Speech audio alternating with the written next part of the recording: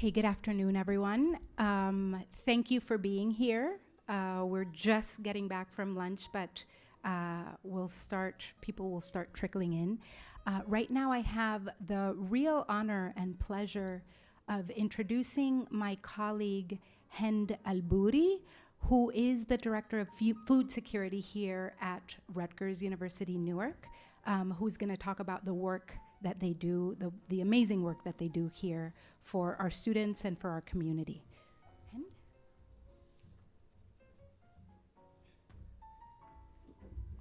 Thank you. Hi, everyone. Thanks for being here. Thank you for having me. How does this work? Okay. There we go. Okay. I'm with Pantry Plus. We recently changed our name from Pantry Run to Pantry Plus. And the plus for us kind of encompasses all of the other things that when you work in a food pantry, you end up kind of seeing a lot of the other challenges that people in our communities have. And so we continue to expand our resources. And so the plus is a way to communicate that to the people who use our services.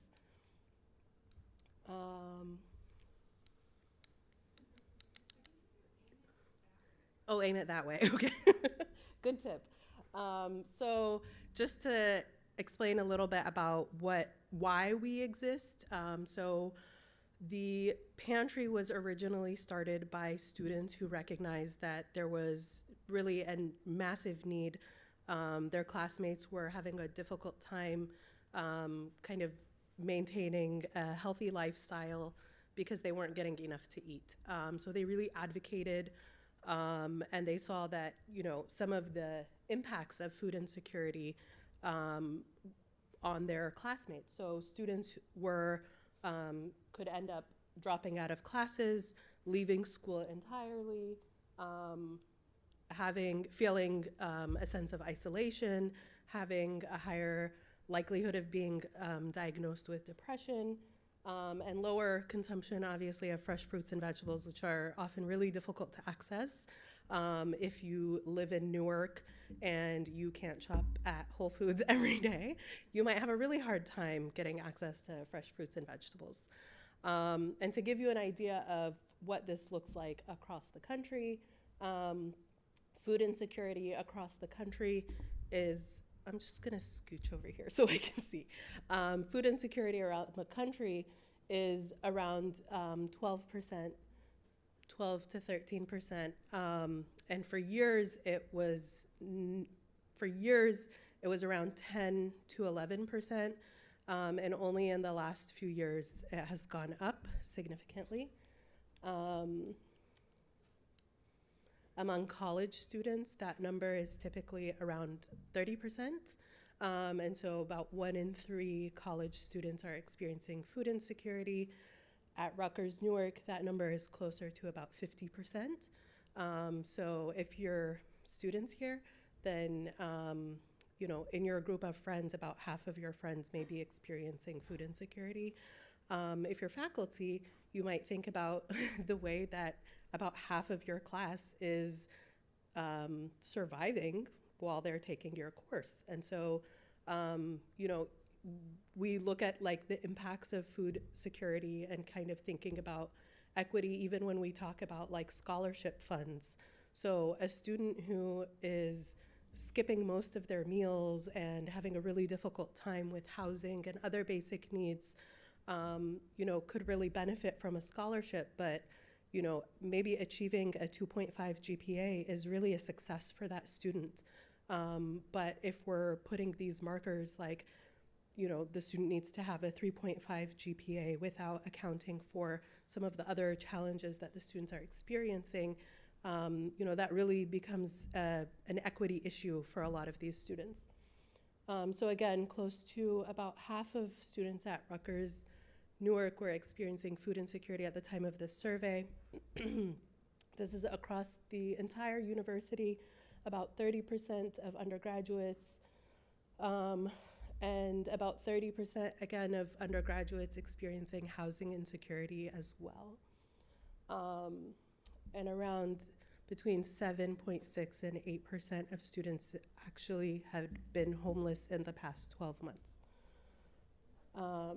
So again, housing insecurity at Rutgers Newark, about half of our students, undergraduate and graduate, experience housing insecurity. So sometimes that means like sleeping on a friend's couch or being unsafe where they live, staying in a hotel paid for by somebody else. And again, about 8% of students that had been actually homeless in the last 12 months maybe had slept in their car or something like that. Food insecurity, again, we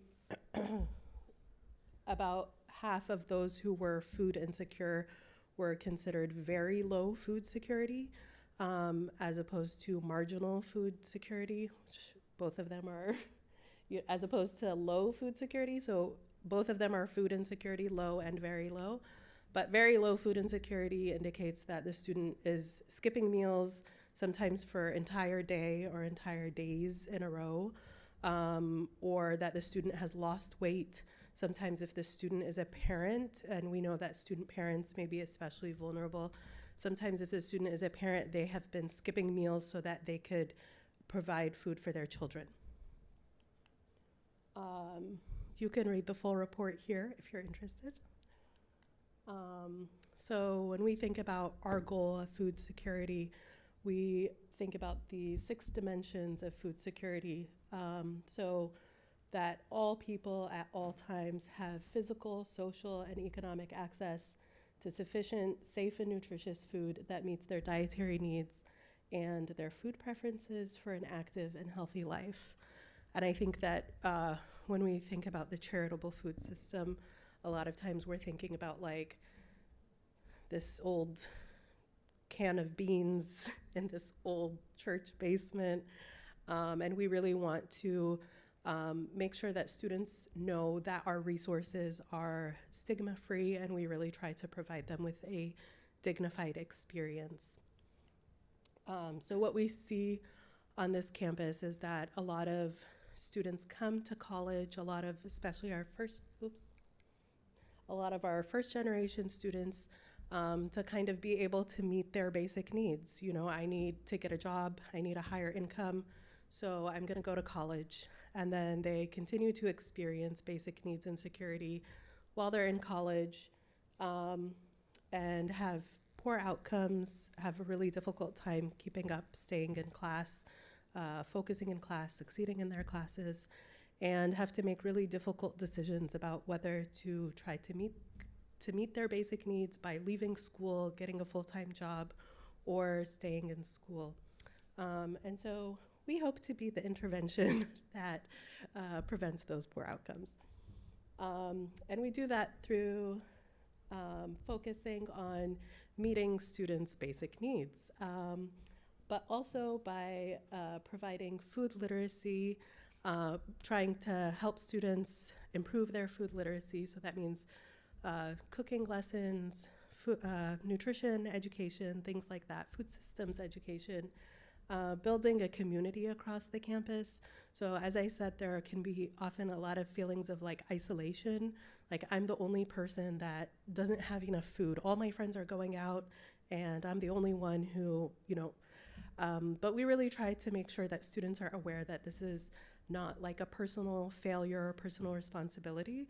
If we're looking at 30% of students across the country, we're really talking about like a failure of systems to be able to support students, especially many of these students who came from K through 12 where they had free and reduced price lunch, which hopefully we'll still have. But yeah, so again, building community and then sustainability. I think my fonts got a little bit messed up, but really trying to help students kind of draw the connection between food justice and climate justice and how a lot of the same folks are impacted by both of those things. So just to give you an idea of how well utilized our resources are, We are not reaching everybody that we know we need to reach. We have students who come as seniors for the first time to use our services, and they're like, oh, I had no idea this existed. I really, really could have used this last year or when I was a freshman. And so we really rely on other students and faculty and every single person on this campus to make sure that the people around them are doing okay and have access to their and have their basic needs met. And so, as you can see, already this fiscal year we have seen more students than we have in previous years, and even exceeded some of the numbers that we've been seeing in the past. And we've really been seeing a surge in people who have never used the food pantry before, suddenly kind of needing that resource or needing help with something like a SNAP application.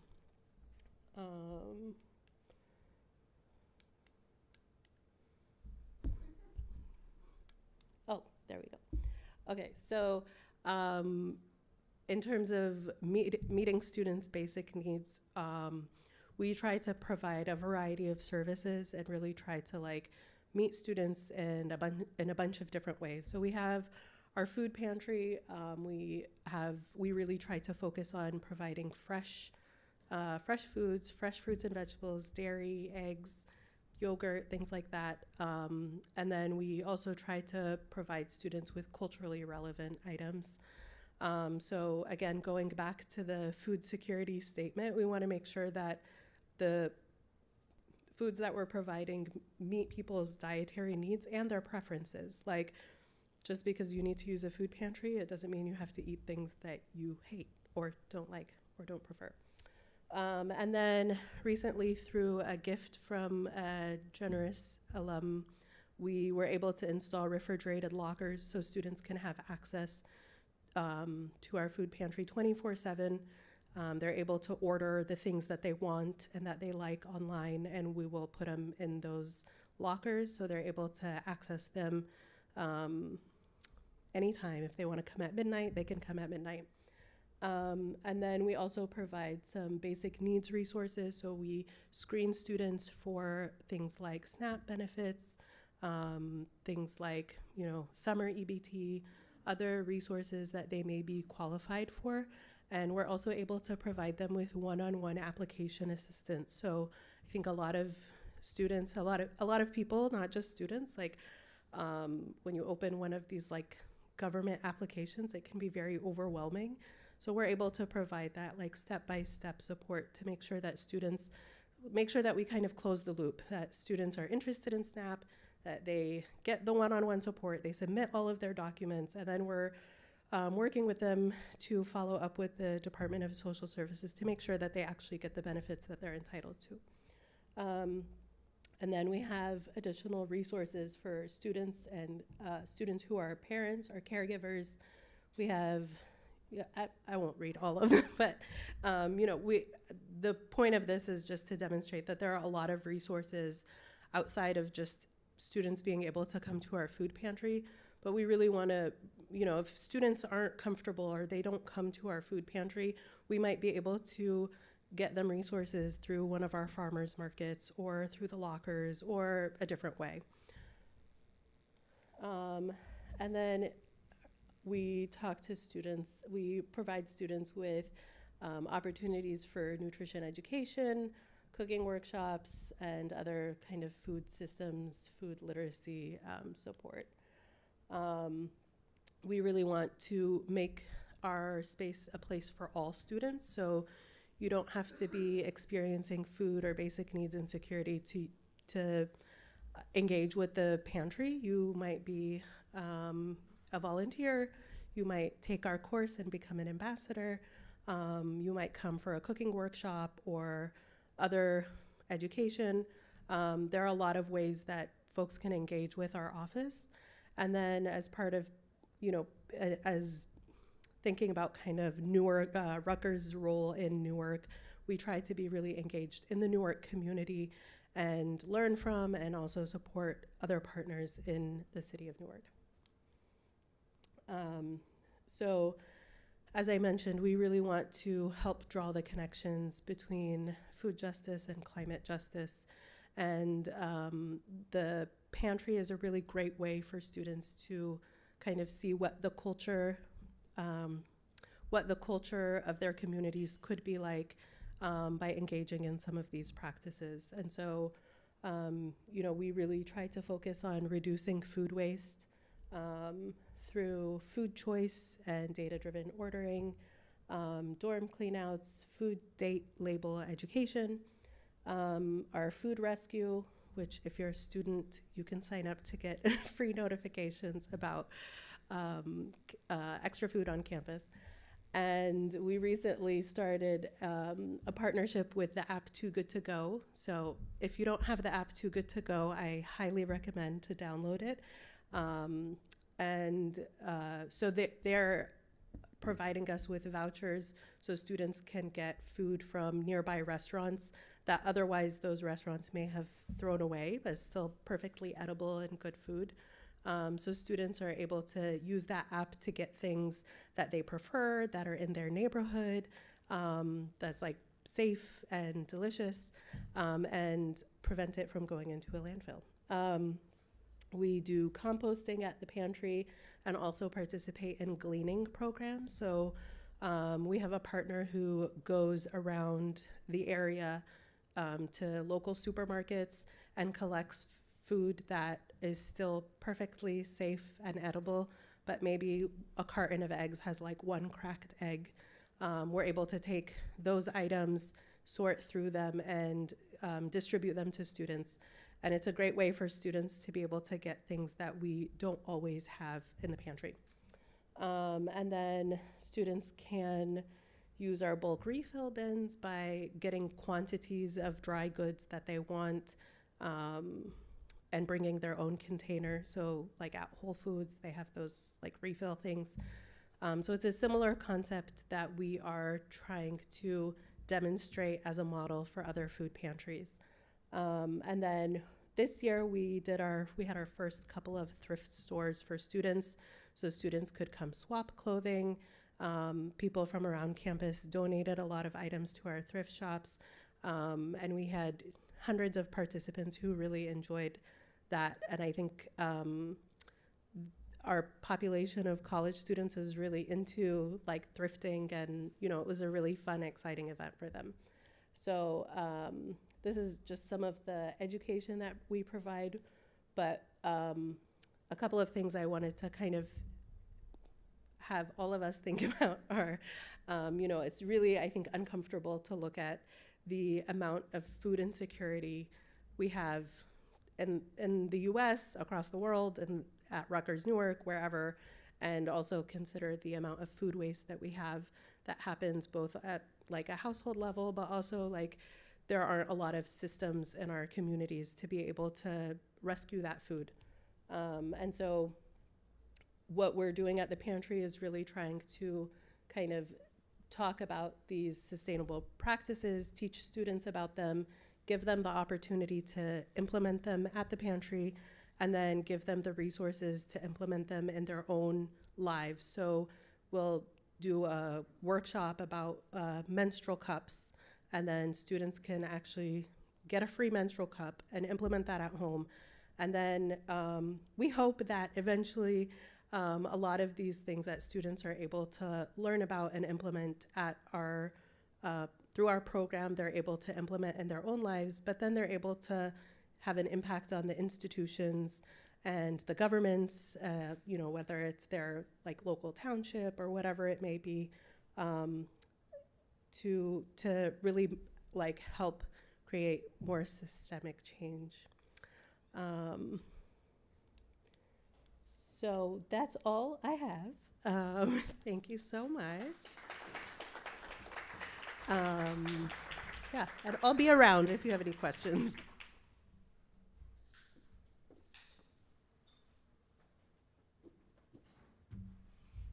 Thank you so much, Hend, for sharing the amazing work that you're doing with our students and our community.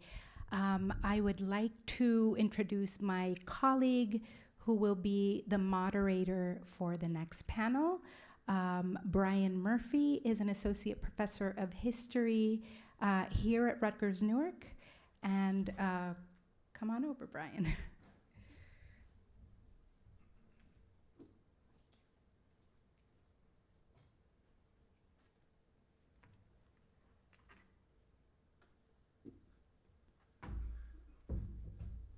Thank you, Maite.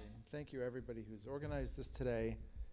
There are a lot of you, but I really appreciate it. Happy birthday, Ashley, and thank you all. Should I do an intro first? Okay.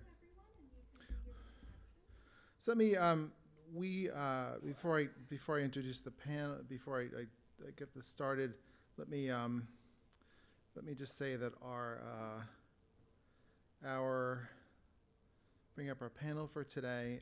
I'm really delighted that, unfortunately, Shawn LaTourette, the state DEP commissioner, could not be here today because of the wildfires in Ocean County.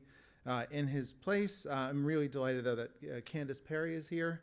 Candace is the director of the Office of Environmental Justice, which provides guidance to the DEP on all New Jersey state departments and agencies on how they can incorporate environmental justice into their statutory and regulatory responsibilities, policies, programs, and functions.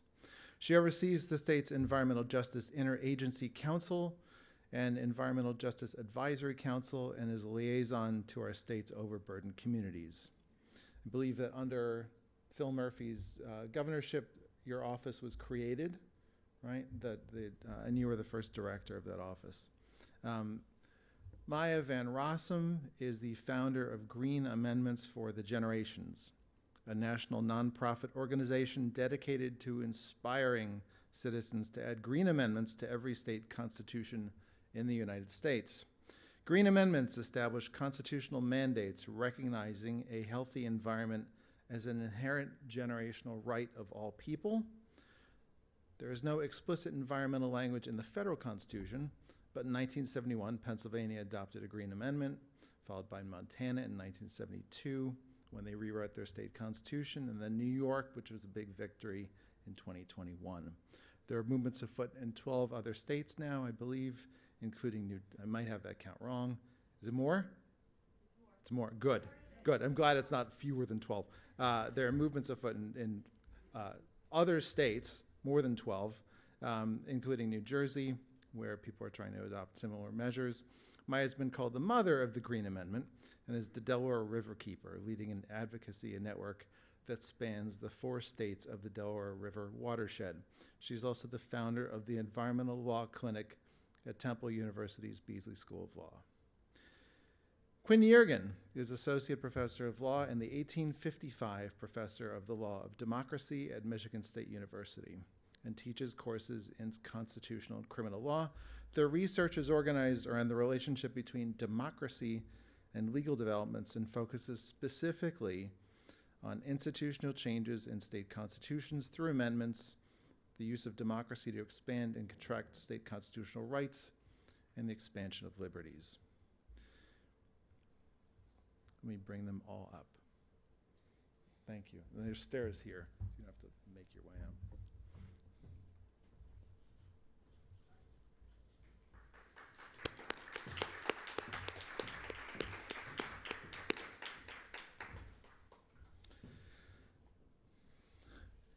Let me start with an introduction and an observation. I'm a Star Trek fan, a fairly diehard one, I'll admit. And when I was thinking about preparing for this event today, yesterday, I was thinking about how much fiction, literature, and good storytelling channel and really condition what we imagine for our future and how that guides our ambitions for the present.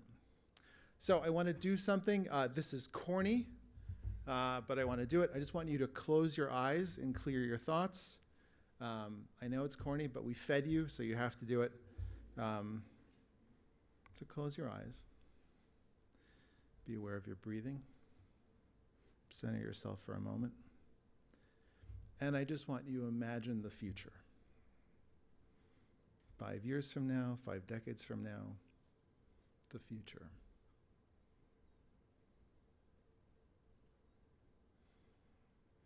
I want you to picture it. How does it look? How does it sound?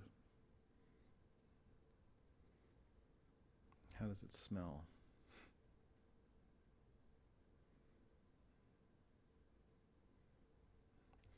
Is it better than where you are now?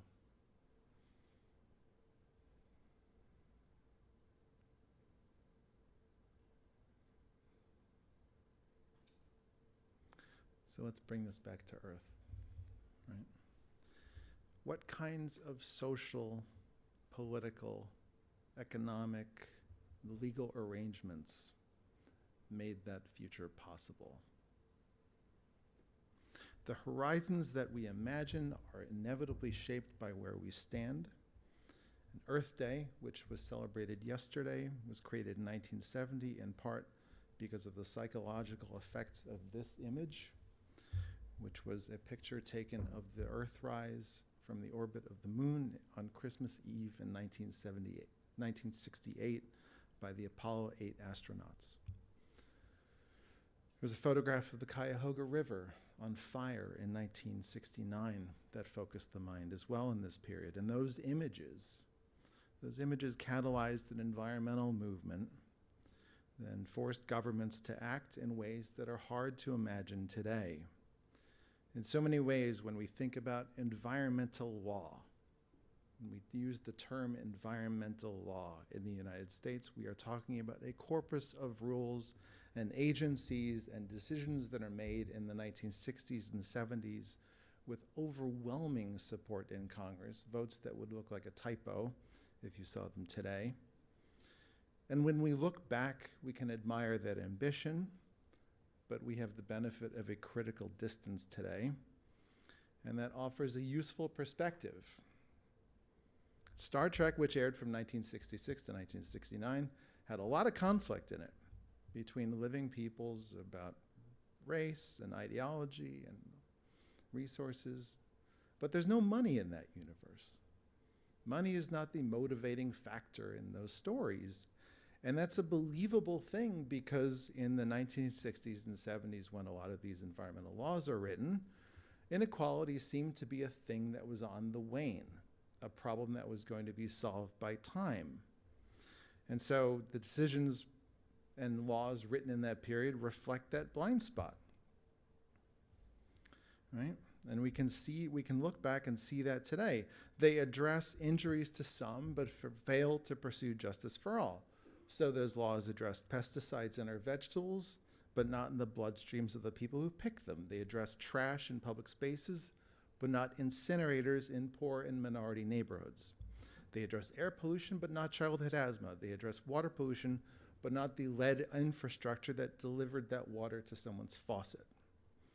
And so from our perspective today, we can see how much of an economic anomaly this period was, right? Inequality has been steadily expanding for 2 centuries. So both Thomas Piketty in Capital in the 21st Century and Pope Francis in Laudato Si each call attention to how our current environmental framework fails to deliver justice because it fails to center the most vulnerable among us, the poor, the disabled, migrants, and those who are shoved to the margins of society. Science fiction is now being used to condition us to accept that inequality.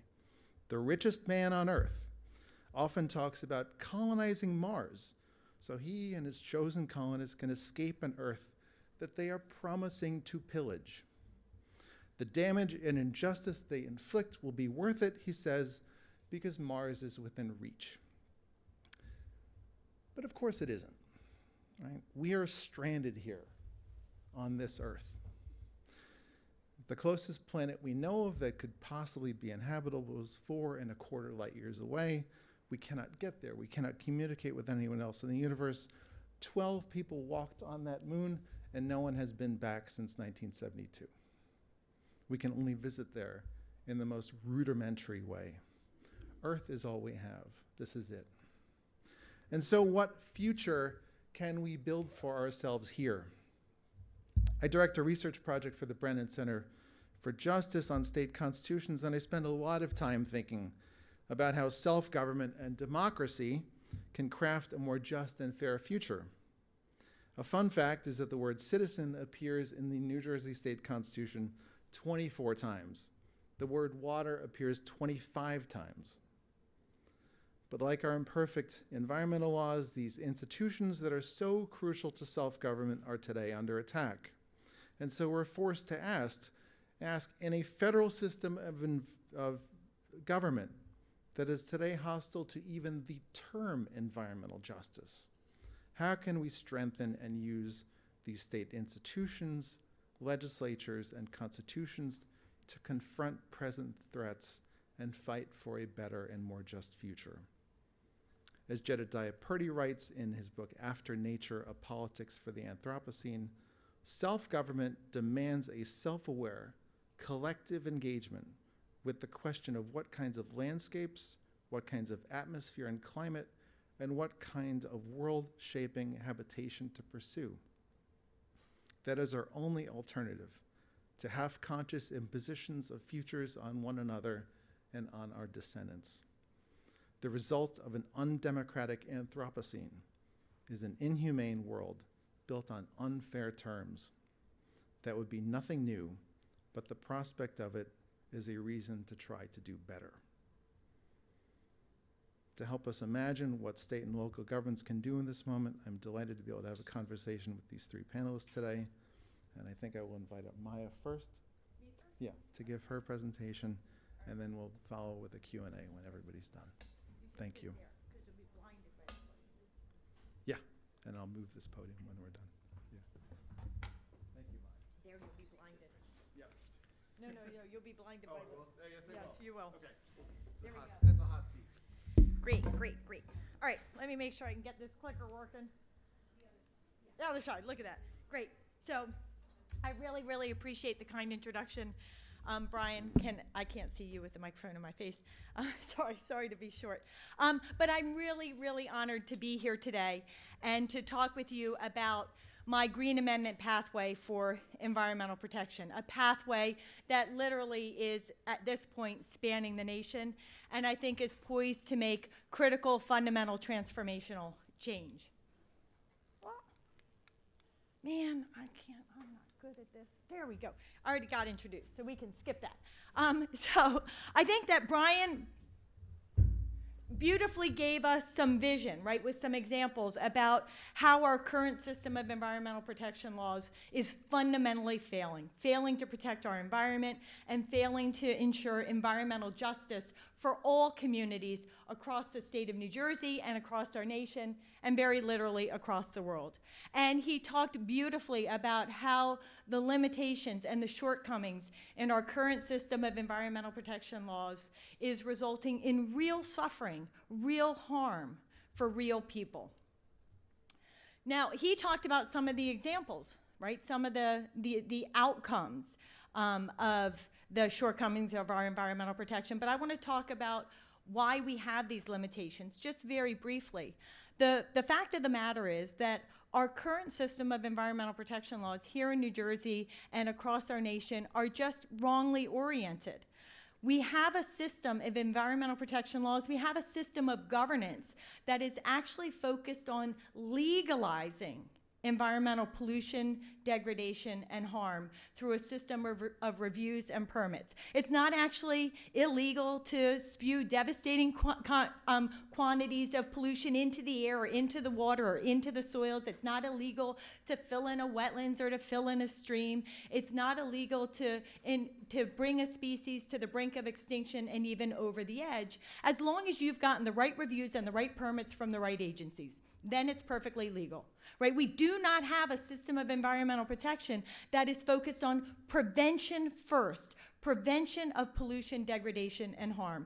We have a system of laws that is written, interpreted, and applied so it actually advances environmental racism and ensures that there are frontline communities of color, indigenous communities, low-income communities that experience higher burdens when it comes to environmental pollution and degradation. This environmental racism is not a consequence of how our laws are written, interpreted, and applied, right? It is because of how they are intentionally written, interpreted, and applied. Under our system of laws and governance, there are a lot of things that aren't regulated. There are a lot of emerging contaminants and industrial operations that evade any kind of regulation because perhaps there is an absence of law. There is no law or regulation to address that issue. Or maybe there's a loophole that was intentionally written in. In this system of laws and governance, the real power lies with the legislators and the regulators. They're the ones who interpret these laws and decide how, when, where, or even if they're going to enforce these laws. And there are many, many other shortcomings. I'm not going to go in. I only have 18 minutes. But, you know, there are a lot of reasons why the current system of environmental protection laws fundamentally fails to protect our environment and to ensure environmental justice for all communities. Even the good laws, right? We want to acknowledge, of course, there are a lot of good laws that have helped advance and secure critical progress. They have brought us to a point forward, but then all of these limitations that I kind of talked about stop the essential progress that's necessary to ensure the level of environmental protection and justice that all people, all communities, and all aspects of our environment need. Now, this system of laws, with all of these fundamental failings that have resulted, right, has required us to pursue a new pathway of protection for a very long time, for decades, since the inception of this system of laws. But we now have a new urgency, right? Because we now have a president who is working systematically to strip away even basic environmental protections that's supposed to put in floor at least some minimal level of protection for communities across the nation. They're now being ripped away, and there is no backstop to protect us anymore, at least not under federal laws. So while we always needed to find a better path when it came to environmental protection and justice, we now experience a new urgency. And by the way, the president is reflecting one of the other fundamental failings of our system of laws. Even when we have good laws, right, they can be quite easily rolled back through the legislative process, or because people simply, again, decide to interpret and apply these laws badly. So we know whether we're looking at the reality of what's happening in the world, happening to communities, that we need a new pathway for protection, or whether we look at how our laws are written, right, how they actually work and are applied. We know that we need something better. We need something different if we want to ensure the critical environmental protections and environmental justice we need across all communities and, frankly, all generations. I'm going to skip this law because I think I've made the point, right? This new pathway is not going to be passing one more law. One more law is not going to fix the problem of all the existing laws that have created the problem in the first instance. We might get additional level of protection in one context or another, but we're not going to fix the fundamental failings of the system. What we actually need is we need transformational change. We need to transform our system of laws and governance so they provide critical protection in all contexts across all issues. And I'm here to suggest to you that the way we will secure that transformational change is through the passage of what I call constitutional green amendments. Green amendments, quite simply, lift up our rights to a clean, safe, and healthy environment, to pure water, clean air, a safe climate, thriving ecosystems, healthy soils, and healthy environments, and ensure that they have the same highest constitutional recognition and protection as all of the other cherished freedoms and other fundamental rights we hold dear. We all know how powerfully the right to free speech, freedom of religion, private property rights, we all know how powerfully the right to bear arms are protected, because they are protected in the Bill of Rights section of our state and federal constitutions with carefully chosen language.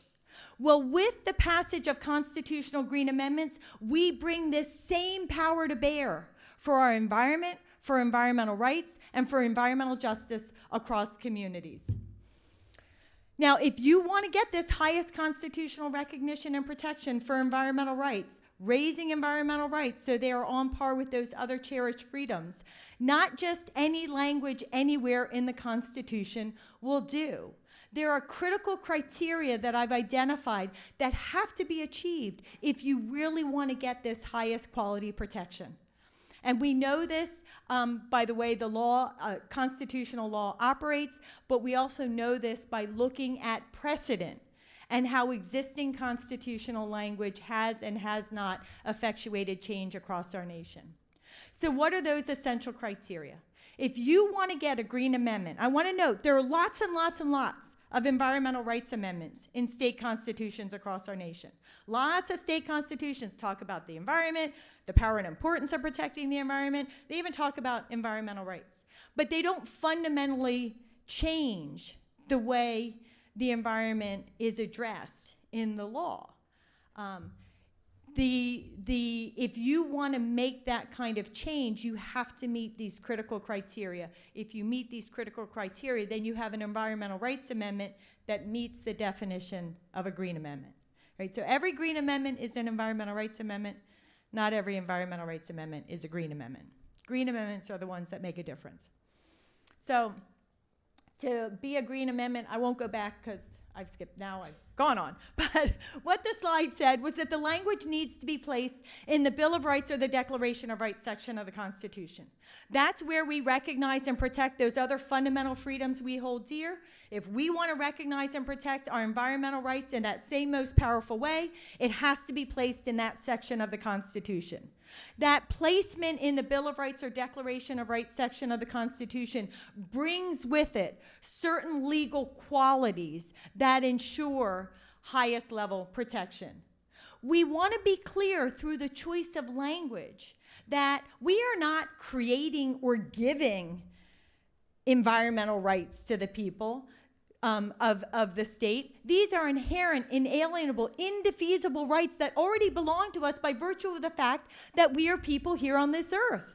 And these are rights that belong to all of us, regardless of our race, our ethnicity, or our socioeconomic status. We all have these fundamental rights. And through the choice of language, we are ensuring that these rights that belong to all of us are being given highest constitutional protection that must be protected equitably for all people across all communities.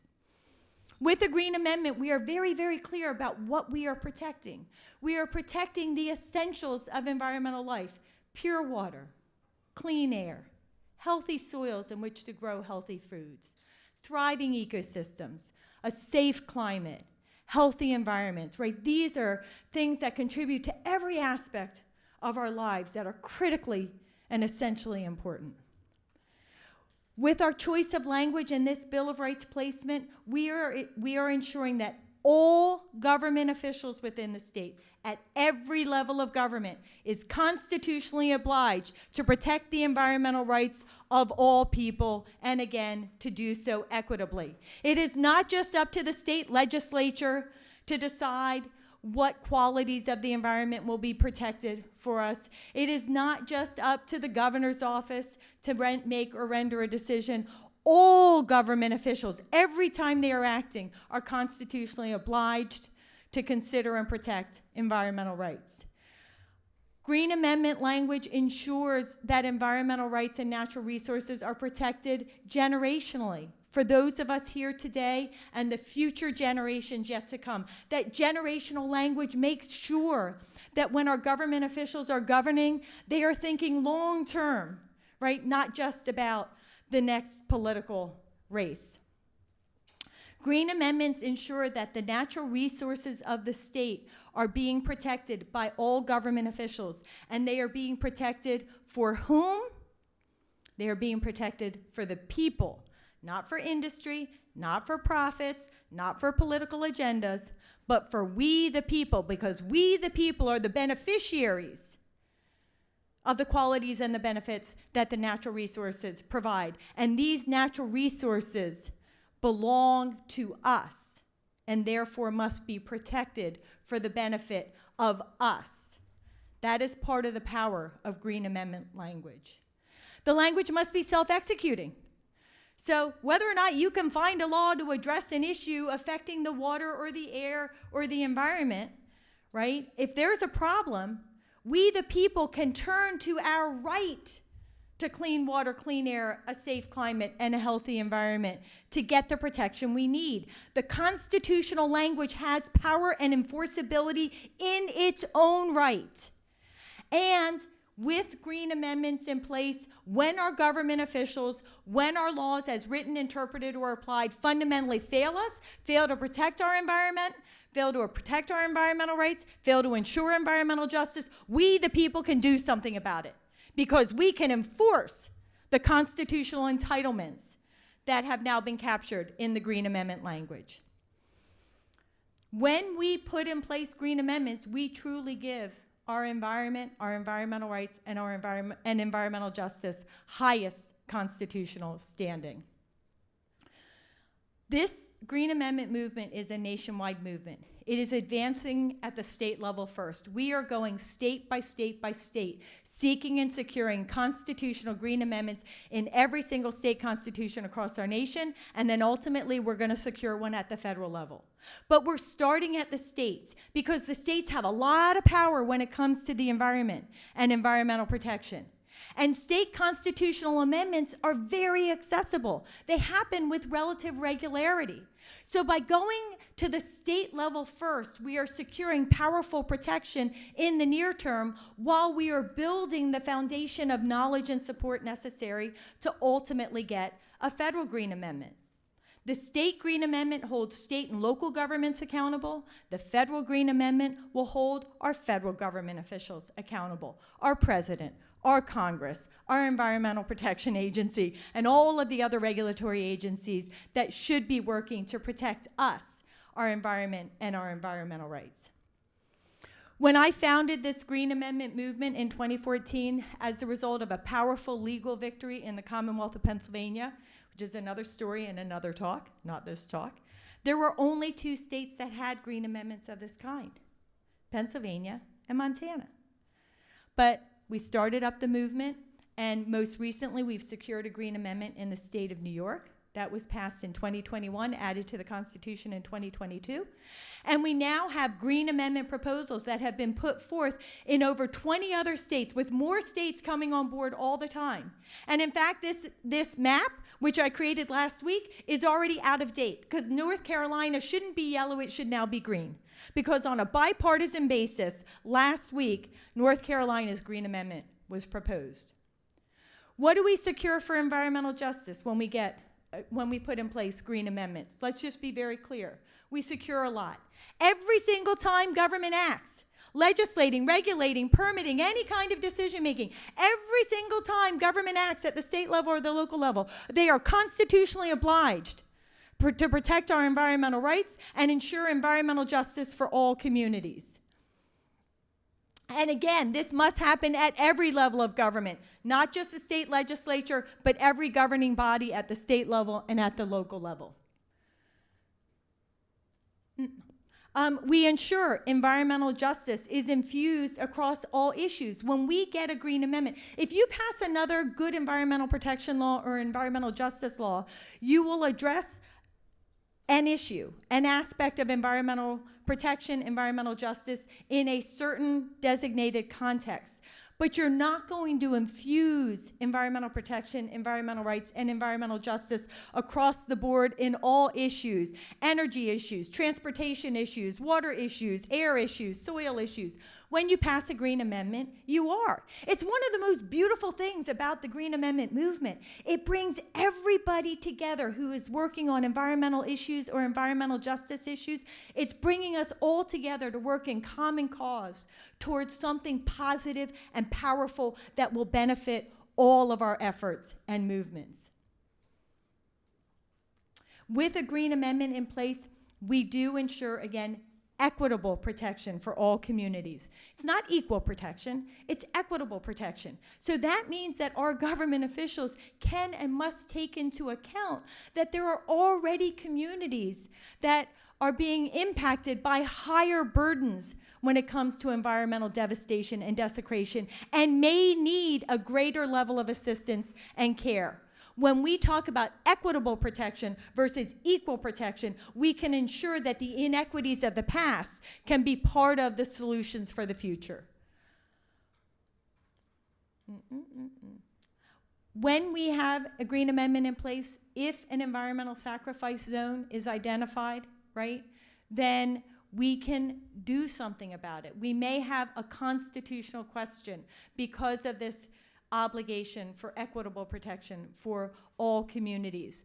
Whether it's a condition that was created in the past or a condition that was created in the future, if it's a condition that's being created or perpetuated in the present, once we have a Green Amendment, we can do something about it. Green Amendments cannot go to wholly past decision-making and issues.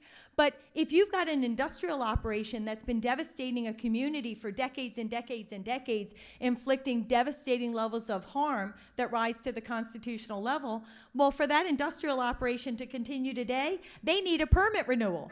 When that permit renewal comes forth, it means government is acting. And therefore, in that moment, in that place, in that space, at that time, the government then, once we have a Green Amendment in place, becomes constitutionally bound to address those issues. Green Amendments don't just create an enforceable substantive right to a clean, safe, and healthy environment. They create a duty, a procedural duty. They create a process duty, but a process duty that has to be implemented. The government officials must consider the environmental degradation, environmental rights, and environmental justice issues of the actions they're about to take. They have to think about science and cumulative impacts. They have to think about the existing condition and harm. They have to think about these things before they act, so they ensure that when they act, they will be fulfilling their constitutional obligation and will not actually be infringing on environmental rights. And if you have a situation where you have government officials who are legislating, permitting, regulating, whatever, and they fail to consider the Green Amendment, the constitutional rights of the people of the state, that failure to consider is actually a constitutional problem and can render a decision unconstitutional, right? So it's you meaningfully get the information and you have to put it into action, and both aspects of these are part of the constitutional entitlement of the people. Existing laws are now strengthened because they're all interpreted through the lens of how do I interpret and apply this existing law in order to ensure I'm fulfilling my constitutional obligation. When laws as written, interpreted, or when laws as written or interpreted are failing to put in place critical protections, the Green Amendment language in and of itself can provide the tool that government needs to do better by the people who are being impacted. I'm just going to skip forth a little bit. When there are gaps, the Green Amendment steps in, and Green Amendments are being impactful in climate change. Green Amendments are about getting better decisions, but again, when they're infringed upon, people can enforce them. Yep. Thank you. Thank you so much.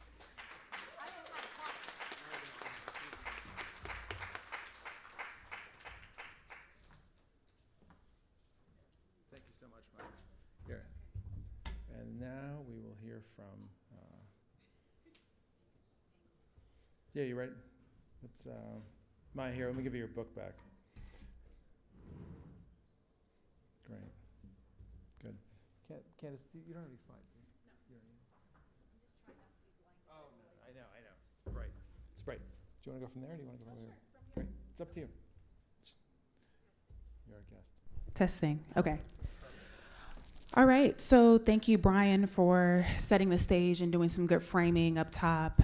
Maya, you said a lot about limitations of existing environmental laws, which are true. I'll get into a little bit of that in just a minute, but just want to bring you greetings from headquarters of the Department of Environmental Protection in Trenton, where my boss, Commissioner Shawn LaTourette, couldn't be here today, so he sends his regrets. But I serve as the Director of Environmental Justice at the agency. So what that means is that I am a senior advisor for all things EJ, how we incorporate and implement environmental justice into everything that the agency does as a part of our mission. So what that looks like is helping to implement the environmental justice law, which I'm going to talk about in just a second. And also what I like to kind of think of my office as is an investigator. Our job is to unpack and dig into all of the nuances of government within our agency, all of the points of decision making, so that we can try to investigate and uncover the places where government isn't working to further environmental justice and tear down and rebuild that system or that process or that decision-making point. And so we're interacting with every department, office, bureau, all 3,000 of us within the agency to kind of have those conversations, pushing government to be as vulnerable as we can to really unpack what those broken pieces are and then fixing them together. So I do that work within the agency at DEP, but then also serve as a consultant.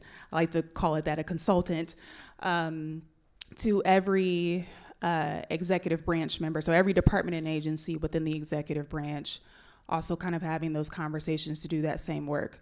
Because we know that it's not just on the Department of Environmental Protection, although environment is in our name, so it is a good fit for us to be doing environmental justice work, but all of government can and should be playing a whole of government approach to EJ.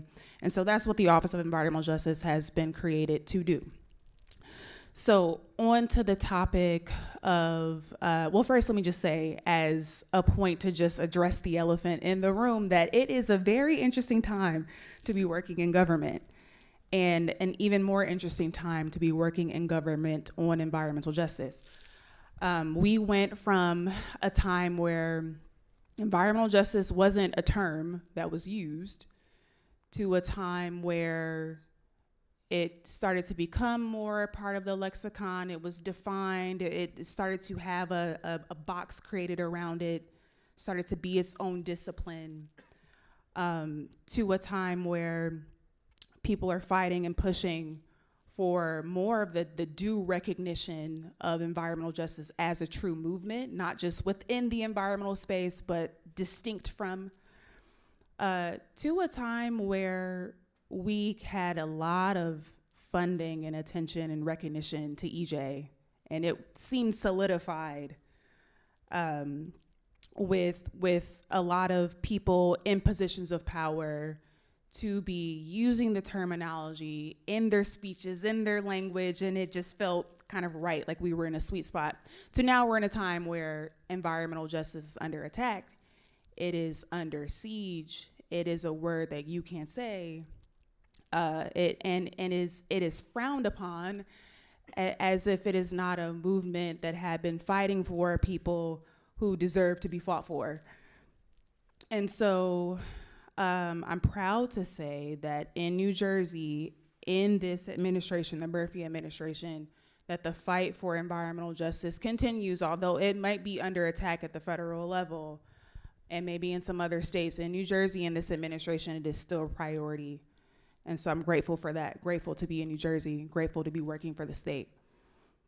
So in terms of the limitations that exist, we do have a solution. Maybe some of you have heard of our environmental justice law. So we do have a tool in our toolbox to fight for environmental justice that attempts to close some of the gaps and the limitations that were kind of outlined earlier, where the fundamental environmental justice laws that were created by Congress at the federal level back in the 1970s, and the authority to implement those laws are then given to the states, like New Jersey to carry out those programs like the Clean Air Act, Clean Water Act, Safe Drinking Water Act, were fundamentally created back then to not really consider and answer the question, are some communities, based on who they are, experiencing more than their fair share of pollution? You know, those laws were designed to, make sure that the rivers weren't on fire and that our skies literally weren't orange. And so there's been significant improvements for sure, just not equitably, not in a just fashion, and not in those overburdened communities who see the most degradation, disinvestment, and disproportionate levels of pollution. So regionally, nationally, significant improvements, but hyper locally, not so much. And environmental justice, by definition, is inherently a local issue. So we're talking about those really small pockets, even within a municipality where, there may be some semblance, perceived or real, of wealth, of stability, of progress. Even in those communities, there can still be hyper-local pockets of pollution. And so in the state of New Jersey, we have 564 municipalities. 330 of them have overburdened block groups within their municipal boundaries. So that's about half of the state's population live within these overburdened block groups. That overburdened block group definition is a statutory definition defined within our environmental justice law, which is the tool that I'm referencing that we have. It doesn't do everything, but it's a good tool that we have, and New Jersey is the first state in the nation to have this tool. We'll get into it in a second. I mentioned that New Jersey is the first state to have it, not to pat New Jersey on the back or to give us any props, but to just kind of paint a picture for you of where we are as a nation, where our agency did not have the authority to say, as we are granting permits, to ask, is this permit going to disproportionately cause pollution in some communities? Or has this industry already caused disproportionate pollution? And if so, shouldn't we do something about it? It seems so simple, it seems very common sense. States do not have that authority. States have the authority to implement environmental program from the federal government, Clean Air Act, Clean Water Act, and to say, as long as this facility is operating under the minimum requirements, and some states can go above the federal government's minimum standards, but as long as you're underneath that threshold, then you can get a permit. In some instances, permits are only granted for one piece of equipment, or like at one point at a facility. So if you think of a power plant, you think of like the smokestack. You'll get a permit just for the emissions from that smokestack, not the diesel trucks coming back and forth and to and from that facility, not any other piece of equipment at the site, at the fence line, down the street. And we know in many of our overburdened communities, they're suffering from 2, 4, 5, 6, 7, 8, 10 different types of facilities, maybe just in a couple mile or couple block radius, where adjacent to those industries, there are homes or child care centers or churches or places where people live and work and study, right? And so if you have a permit, if you're under that limit, you will get your permit. So the fundamental shift that our environmental justice law that was signed in 2020 and our regulations were adopted in 2023 says, it gives the DEP the authority to ask the question, is there some cumulative amount of pollution in this overburdened community? And by nature of a company moving in, will they cause more pollution? And when I say more than, that's a comparative term. So we have to say compared to whom, right? So the law defines overburdened communities, and we have a way in New Jersey to see which communities are experiencing more pollution as compared to their neighbors. So within a county, if you have one block group, which is about 3,000 people, let's say, if I look at the non-overburdened block groups in that county, is the pollution that I'm experiencing more or less, or is it on par?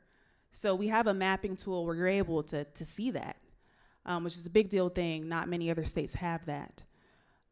So once we kind of plot out where in the state there are disproportionate levels of pollution, we can use that as a baseline to then be able to look at the permit that's on the table and require of that facility to put together an environmental justice impact statement.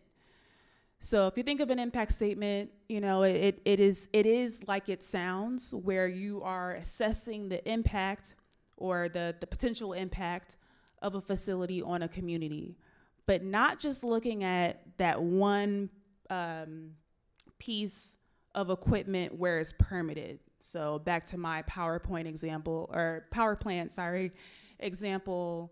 of the smokestack. So not just looking at the emissions coming from that point, but also looking at the diesel trucks and 26 other environmental and public health stressors that we have defined in our regulations.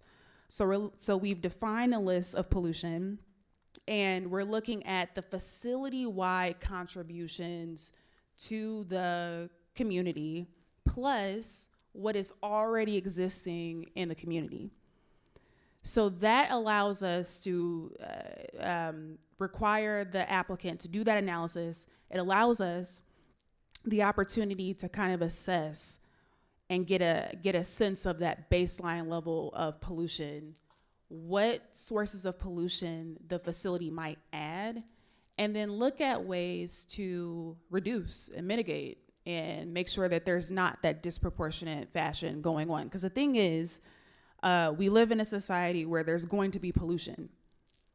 The point is, some communities, based on the color of their skin and how much money they have in their pocket, are experiencing more than other people experience. And that is not okay. So it is about upending the status quo and over time reducing those baselines. The other thing that the environmental justice law fundamentally shifts is it requires a transparent process with the community. So many times decisions are being made at various levels of government where we have no clue of what the heck is going on until you see an article or you see something literally popping up, you know, development, and you're like, who voted for what? Where was the proposal? Where was the plan? Why didn't I have an opportunity to comment? And so this law requires that the applicant have what we call a public hearing, an opportunity for the public to hear the plan proposal from the facility. The applicant that's requesting a permit from the DEP is required to have this meeting with the overburdened community itself in the overburdened community itself. So the way we see it is, you, facility, are requesting a permit from me, the agency. So it's not my job to meet with the community. It's your job as the neighbor in the community to go and meet with the community. So of course we're there to oversee, referee where we need to, but it's a two-way dialogue between the company and the facility to listen to feedback, to testimony, to insights, to make sure that the company has their fair, that the community has their fair share, a fair opportunity to say what input they have on the proposal. And so the department will utilize that feedback, those comments, and review it in combination with the environmental justice impact statement to set permit conditions. So this means exactly like how it sounds, a condition of your permit. So in order to get your permit, which is your authorization to proceed to construction, you have to do X, Y, and Z things to make sure that you are avoiding and minimizing disproportionate contributions to pollution. And so what those conditions might look like is, you know, control technology to make sure that emissions aren't unduly polluting. So there's different technologies based on the types of stressor that company might be emitting that we'll look at and put as a condition of your permit. We can also require, for example, that trucks be recirculated to go around an overburdened community and not through it, for example. or for implemented within 5 years, let's say. So there are various things that we can write in as conditions and that are drafted based on public comment and testimony. And so the job of the Office of Environmental Justice is to make sure that overburdened communities have an opportunity to have their voices to be heard, but also to do a little bit of translation. And what I mean by that is community may not always have a solution in mind that is specifically or like directly transferable into permit language, right? Like, nor should they.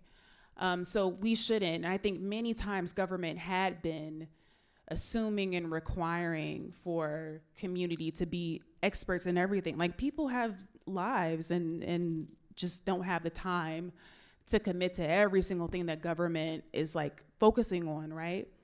But they know what's wrong. They know how they feel. They know what they experience. They know what their medical bills look like. Like, they know that something is askew because they live there.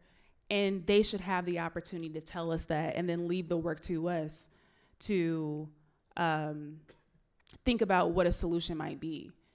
And so some of that kind of like partnering with community to okay, I heard that you said this. I think this might be a thing that we can require based on the feedback that you gave. It's like part of the work that my office does in collaboration with our air quality permit writers, for example, who may not be listening as intently as the Office of Environmental Justice is. So that partnership work, I think, is really, really critical. We've been doing that and excited to see how over time we can lower and diminish the pollution levels within our overburdened communities. So I'll leave it there and hope to get into some more specifics a little bit later.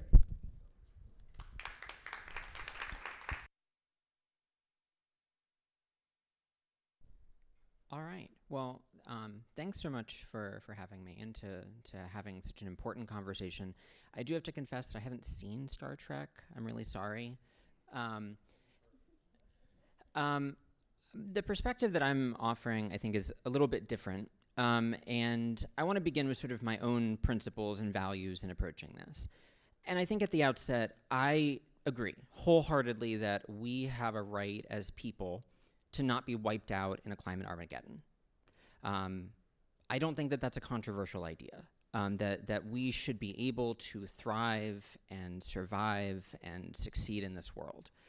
I also fully believe that it is unequivocally the case that the harms of pollution have been disproportionately and inequitably visited on communities of color in this country for a very, very long time. And on the other hand, that the benefits of some of the green transformations that we've had have not have not actually benefited all communities equally or equitably either. And so there's a lot that we need to do with environmental justice. There's a lot that we need to do with climate policy in this country too.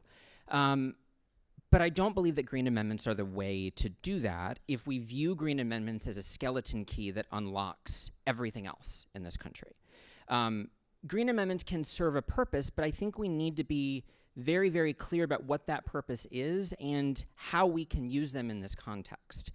Green amendments are not capable of unlocking transformative change in this country. Green amendments can serve more discrete purposes, but it's not as though passing a green amendment is going to open the door for all solutions to all of the problems that we have in environmental justice or in climate policy, anything like that. And I want to be clear about why that is. It's because the text of a constitution does not guarantee the result of what it says. We in this country have a system of judicial review.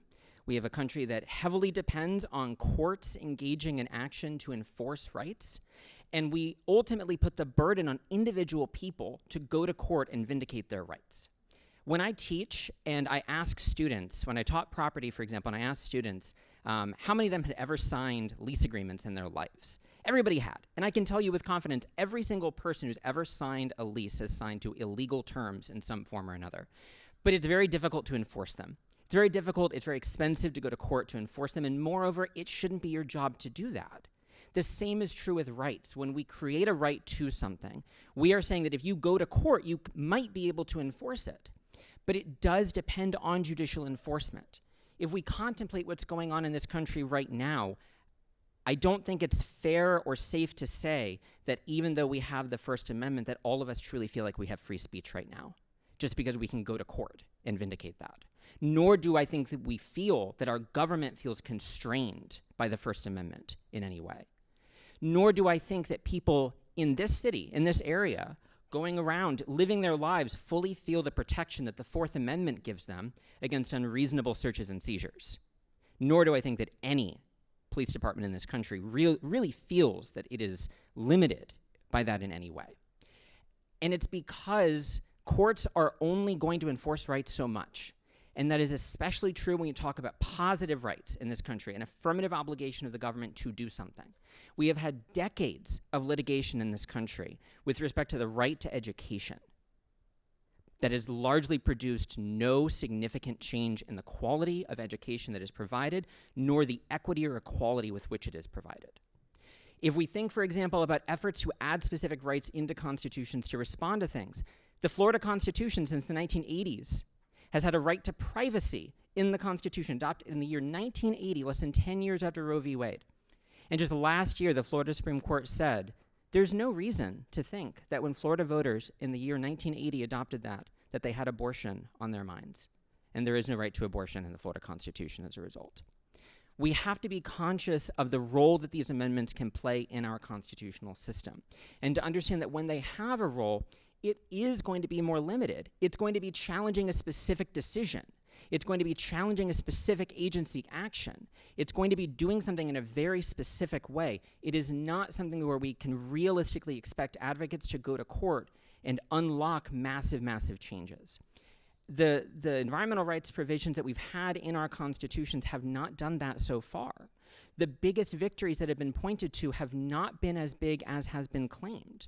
For example, when the Montana Supreme Court, in the Held case, held that the Montana Constitution's protection of environmental rights includes a stable climate system, it was heralded around the country as a transformative decision. But I want to be very clear.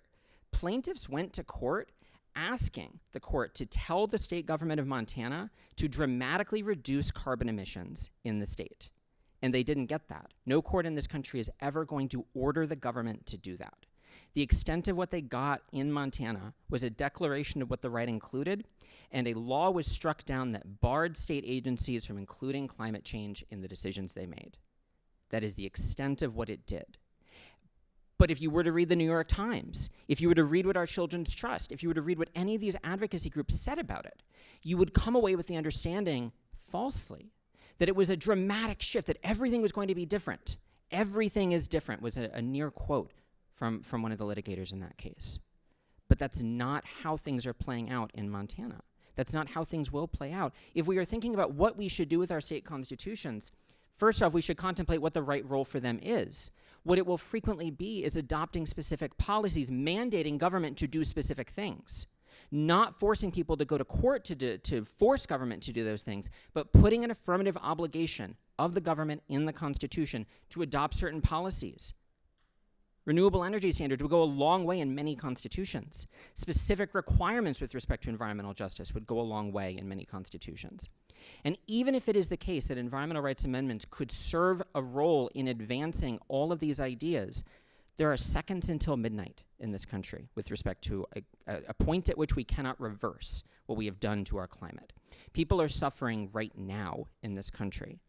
It is not, in my mind, the best use of our limited time and resources and labor to put environmental rights amendments in our Constitution and hope that in decades something will be different.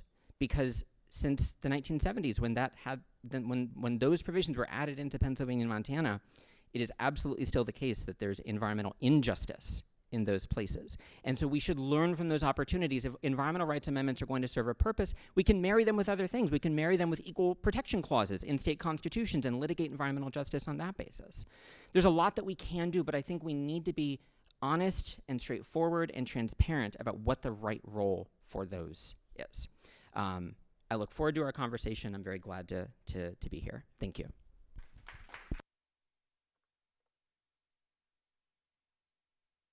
Start with one question.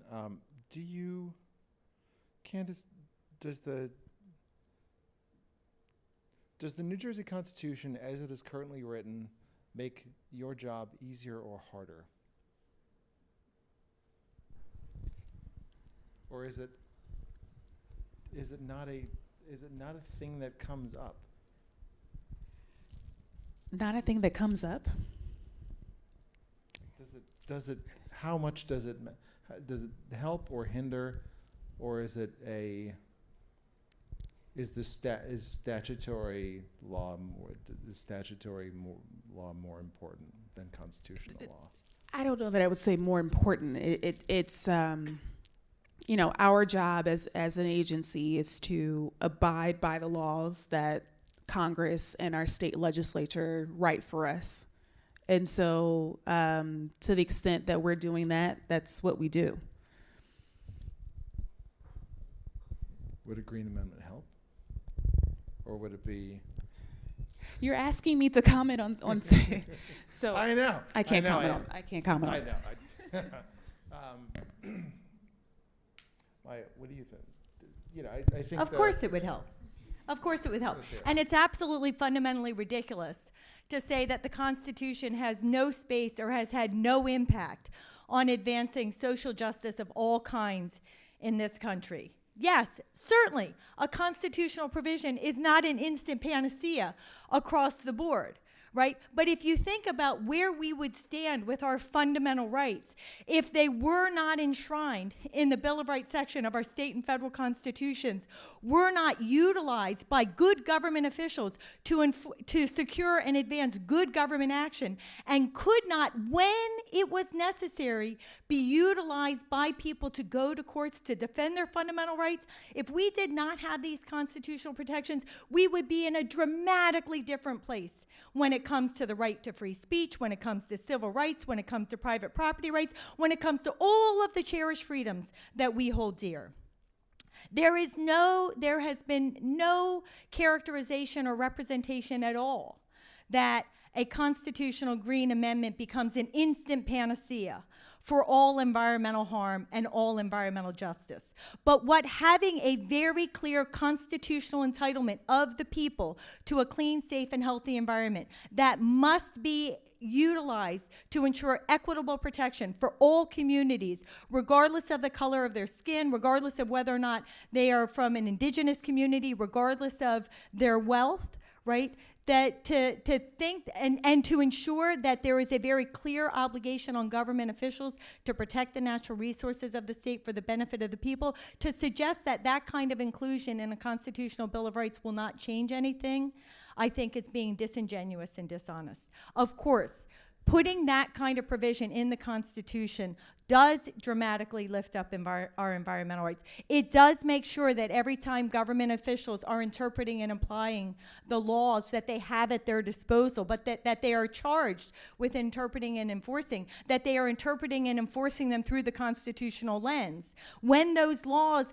cannot fix a problem, giving good government officials the opportunity to turn to the Constitution to find the tool they need is powerful and important. And again, in the final instance, giving the people the power to, when necessary, go to court to advance and secure protection for their fundamental rights, that is dramatically altering. What a Green Amendment does is it takes the most powerful legal tool we have in the United States of America, our state and federal constitutions, and it puts it to work for the environment. You're not thinking about a constitutional obligation to advance environmental justice or environmental rights because it doesn't exist currently in the New Jersey State Constitution. I suggest to you, if it did, that it would be very helpful in furthering empowering you to better interpret and apply that law. And in those places and spaces where the law doesn't apply or doesn't work, to have the Constitution as a backstop would be powerful and important. Nobody said the Constitution's an instant panacea, but again, it is taking the most powerful tool and it's putting it in your hands. And when we look at the legal actions, the Held v. Montana case, it did put in place, no, it didn't instantly transform Montana law, but it ensured that no longer could Montana government officials ignore, by virtue of state law, the devastating climate ramifications of their actions and decisions, and in fact requires them now to consider the climate changing ramifications of their actions and decisions, which over time will have meaningful and beneficial impact. I certainly don't take the view that they do nothing, but I guess where I'm getting tripped up is you're saying what they do, but we've had them in Montana and Pennsylvania for over 50 years. I guess I'm confused by the use of the present tense if they haven't achieved the objectives that you're saying that they do achieve. It feels like there's a disconnect to some extent in that respect. So I think what there may be is a missing piece of information and understanding. So first off, as you point out, right, we've had the right to free speech, we've had private property rights, we've had these other fundamental rights for hundreds of years. And there are still places and spaces and contexts where government overreaches, where the laws as written fundamentally fail to protect people, and they have had to turn to the Constitution to try to get additional clarity, additional protections. And when there is a court determination, and it doesn't begin, the court is the last step. Whenever a government official gets elected to office, the first thing they do is they take an oath to uphold the Constitution. And yes, right, sometimes our politicians fail us, but it is much harder to ignore an explicit obligation to protect a fundamental right when it's written down in the Constitution than when it doesn't exist at all, which is the case with environmental rights. But in the first instance, we're trying to get better, more informed, proactive government decisions. Litigation is in the final analysis. And again, there still are places and spaces where our other cherished freedoms need to be vindicated in the courts because we are an evolving community and society and new things happen, right? And so the same thing is going to happen with the environment and environmental rights. That being said, while the Pennsylvania Green Amendment, what I call the Green Amendment, was added to the Pennsylvania Constitution in 1971, it actually only got legal life on December 19th of 2013 as the result of a Pennsylvania Supreme Court decision in response to a piece of litigation I and my organization pursued, where we actually utilized that amendment to defeat a devastatingly pro-fracking, pro-fossil fuel piece of law that would have waived environmental protection standards for the fracking industry, mandated that government officials allow operating drilling and fracking well pads as close as 300 feet from homes in the Commonwealth of Pennsylvania. But the fact that it took that long, though, I mean, I guess that's the point to some extent, is you put a provision in state constitution, you can't guarantee that a court isn't going to turn around and say, well, that's a non-justiciable political question. We can't determine whether the legislature has met its obligation or not because we don't have an objective standard to govern this against. The fact that it took 40 years to get to that point suggests that it's not going to be a smooth implementation process in all states, nor that it's something that is guaranteed to result as coming from that. Yeah, but you're talking about the fallacies of our entire system, right? Correct. When you pass a piece of legislation, everything that you just identified becomes a part and parcel of a potential problem, right? It is possible, yes, that you are going to have judges and justices and government officials that do not properly interpret and apply the constitutional language as soon as it gets added to the Constitution. And that is one reason why we continue to learn the lessons from the past. So we have taken the core of the Pennsylvania language, which, now that it actually does have legal life, has been utilized in incredibly powerful ways to address fossil fuel issues, to secure cleanup of long ignored toxic sites, to advance some of the strongest PFAS protections in the nation, to address drinking water and water contamination. There are all kinds of issues that are now being addressed because of a living, thriving, breathing Pennsylvania Green Amendment that would not and could not have been addressed prior to that critical legal decision. You are right. You are 100% right that it is possible when a Green Amendment gets added to a constitution that some bad judge is going to get it wrong, either intentionally or unintentionally, and that it may take time to vindicate that constitutional language. But what we have also demonstrated is that when we have clear constitutional language that is properly interpreted and applied, it makes a meaningful difference. And when we have a judge that does fundamentally get it wrong, like happened in the Commonwealth of Pennsylvania, when you have well-placed, well-written constitutional language, we the people always have the opportunity to come back and make them get it right. And we are learning the lessons from Pennsylvania. And so the Green Amendment language you see proposed in New Jersey, in your home state of Michigan, in all of these states across the nation, are taking the powerful positives from the Pennsylvania Green Amendment, from the Montana Green Amendment, and the precedents that have been advanced over time, and we are strengthening and clarifying the language. So the likelihood of misinterpretation or misapplication in the future is far less, is much less than happened in the Commonwealth of Pennsylvania, because we're in a different space. But when we're putting the power in the hands of judges to ultimately tell us what these provisions mean and to truly have to go to court, because I agree, yes, they're bound by the Constitution in theory, but in practice, it doesn't always play out that way. And to say that we have to go to court to do this and that good judges are going to do this, if Democrats lose all three of the seats that they have up for retention election in Pennsylvania this year, if Republicans could win those seats the next time that they're up, all of that progress in Pennsylvania could go away in an instant. When we're thinking about New Jersey, for example, I don't know, we've had a series of Mount Laurel decisions in New Jersey that have not produced significant creation of affordable housing in New Jersey because there's been efforts by the state government to drag its feet in complying. When we have constitutional provisions that force governments to do things in this state, and that through court decisions in particular, that's very difficult to enforce. Courts have always had a hard time enforcing that. We've seen that in the education rights context. New Jersey is a great example in this context as well. It's difficult to enforce positive rights in this country. Let me just throw it to the audience for a few minutes. I was going to say, I've been told to hold my fire. Thank you. No, you're not. It's been so long since I've heard a genuine debate. It's really exciting. So thank you for that. My question's for you. We just spent most of our lunch with deep skepticism about the law. And so when you were speaking, I was like, yeah, I'm kind of with you on this. What should our energies be going to? And is it the law writ large that's the problem? Do we need to start sabotaging infrastructure, or do you have sort of a semi-legal proposal for us? You know, when we think about being skeptical about the law and teaching U.S. constitutional law to my students this semester, I've had this conversation because it's a fair thing to question what the law means at this particular point in time. What it means to put our faith in the text of a document, what it means to put our faith in the courts to actually enforce it, and what it means to put trust in our legislature and our executive branch ever to do anything.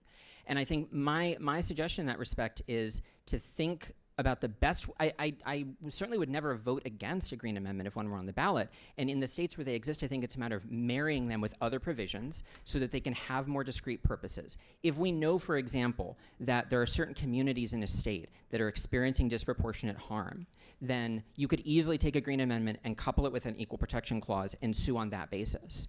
The problem, the way that I guess my pushback to how the Green Amendment is drafted now is it doesn't expressly incorporate the ideas of environmental justice. It doesn't expressly incorporate equity or equality or anything like that, but there are other provisions in a constitution that can. I think the second thing is specific policies. If we want our government to strike a balance in a particular way, then we can force them to do that. One of the best examples of this is in virtually every single state in the country, there's some form of balanced budget requirement. There's some form of process by which the legislature is required to do things. If we want our government to strike a particular balance, we can make it strike that balance. If we want a particular policy adopted, we can make the government adopt that policy. We can freeze it in place. We can tax certain things to hell and back. We can exempt certain things from taxation. We can think about removing carbon-intensive provisions that are in a number of state constitutions that make it easier to extract, that remove certain things from taxation, that allow eminent domain for extractive purposes. There's a lot that we can do. I think it's a matter of focusing on what are the principles in our constitutions that are driving carbon-intensive policies and policies that drive environmental injustice, and how can we invert it in that respect? So I'm deeply skeptical of the law. I'm always deeply skeptical of the law. I think it's a matter of figuring out, okay, how can we take those institutions and flip them? And the thing is we cannot misappropriate the Constitution and try to use it to displace legislation. What the Constitution does is it provides the overarching guidance, right, for government officials. It is part of the system of democracy. So what the Constitution does is it lays out the entitlements of the people, the obligations of government, and does it in a way that can endure through time. Then the rest of our democratic system kicks into place. That's where we have the legislative process and the regulatory process. They are intended to interpret and apply the constitutional mandate. The judges will play their role. The judges aren't unilaterally coming in and interpreting what are the terms of the Constitution. The role of the judges is to determine whether or not the government action at play has fulfilled constitutional muster. If it has, great. If it hasn't, it's then on the other branches of government, let's say for the legislature, to go back and fix the problematic law, or the regulatory agency to go back and fix the problematic permit, if they can. If they can't, then they don't reissue it, and that has happened in many instances. But if we try to use our Constitution as the place to specifically address issues, we are misappropriating the Constitution to displace the legislative process. It's not what the Constitution is supposed to be about. The Constitution is supposed to be able to endure through time. What I would tell you to do, when you say what is the best thing that we should do, a green amendment is an important part of the solution for creating the powerful positive foundation upon which all of these other benefits can emanate. But if you have some industry that's being proposed nearby that's going to harm your community, go forth and fight it. If there is a context or a place, like in the context of PFAS, where a piece of legislation that will help give life to a Green Amendment entitlement is needed, go forth and advocate for it. And I would suggest to you that the Green Amendment language, as you said, Pennsylvania and Montana were passed in 71 and 72. And the New York Green Amendment was proposed and passed. That is by far the least preferred. It fulfills the basic minimum. That happened very early on in the movement. But when you look at current Green Amendment language, it actually is very explicit. It requires equitable protection for all people, regardless of race, ethnicity, socioeconomic status. Some of them talk about gender, geography, generation. And there is an entitlement of the people. The people say we have a right to a clean, safe, and healthy environment that may not be infringed upon. And there is a proactive, positive obligation on government officials to protect the natural resources of the state for the benefit of present and future generations. And that proactive component, combined with this entitlement of the people not to be infringed upon, which is what you find in Pennsylvania, is what's proven to be the most powerful. Hi, David Pringle. Full disclosure, I'm a volunteer for Maya, and at times I've been a paid consultant. My first job out of college in 1988 was right here at Rutgers Newark. I was an organizer for PERG. From that day on, I've been an environmental advocate, and most of the time I've been lobbying in Trenton. So we're talking about decades of implementation of a constitutional amendment. It takes decades to get a law passed. The environmental justice law, I was very involved in getting that passed. It's probably my proudest, actually it is definitely my proudest achievement of my career. It took 15 years to get that done. Even the we were promised it was going to get implemented, as Candace knows, in 18 months. It got implemented in 33 months. The difference in those 15 months, Bad projects got approved. A couple miles from here, PVSC gas plant. It's been approved because it was grandfathered. It's ironbound. It's one of the poster child. We're half a mile from the ironbound and 2 miles from that gas plant. A incinerator was re-permitted in Camden, in South Camden, another poster child for environmental justice. Could have applied conditions if the EJ law had applied, but it didn't. So we don't have time. How do you handle, I want all of the above. I want everything you're suggesting, and I want the Green Amendment, because we can't afford to wait. It takes too long to pass a law to convince a legislator, and I know every single legislator, and they're tricky on a good day.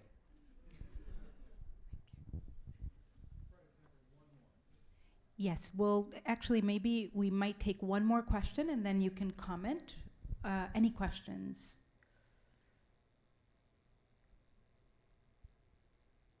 Okay, so if you want to comment, or do you have any questions, Brian, that you might want to? Just a second, I'll give you the mic. Oh yeah, I guess I have a question for Candace. When you have, and again, maybe you can't comment on this, but speaking of what Dave mentioned about our honorable legislature, do you find that land use in New Jersey is like the coin of the realm? It really is. Like the ability of local officials to have a say in what gets built and what happens and what doesn't happen in their town. The ability, I think it's tied up in what a lot of Quinn was talking about, and that sort of where does what matters in how New Jersey is governed and in what elected officials care about, and what in things that they think about are important areas where they exercise power. It is land use in this state. How has the implementation of an EJ law been when you take it to when you speak to legislatures and speak to mayors and councils and county commissioners? Do they get, justice is such a contested term and concept. How has that implementation been for the department and in your execution of your role there? Yeah, and just to address when I said I can't comment, I mean, this may be obvious, but just to state it outright, I'm not a politician, I'm not a lawmaker, so I can't comment on pieces of law that might be thought about. That would be a conflict of interest of my job to be able to advocate for a piece of legislation that my agency would then implement. So it's just not my role nor my place.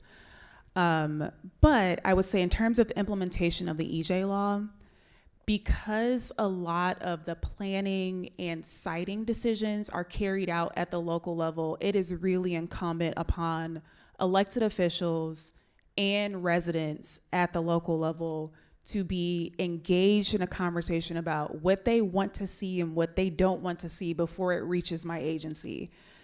Oftentimes decisions are made, and by the time it gets to the agency for the last approval, it's already been decided, and it's not within my agency's jurisdiction to comment or to usurp a decision that has already been made at the local level.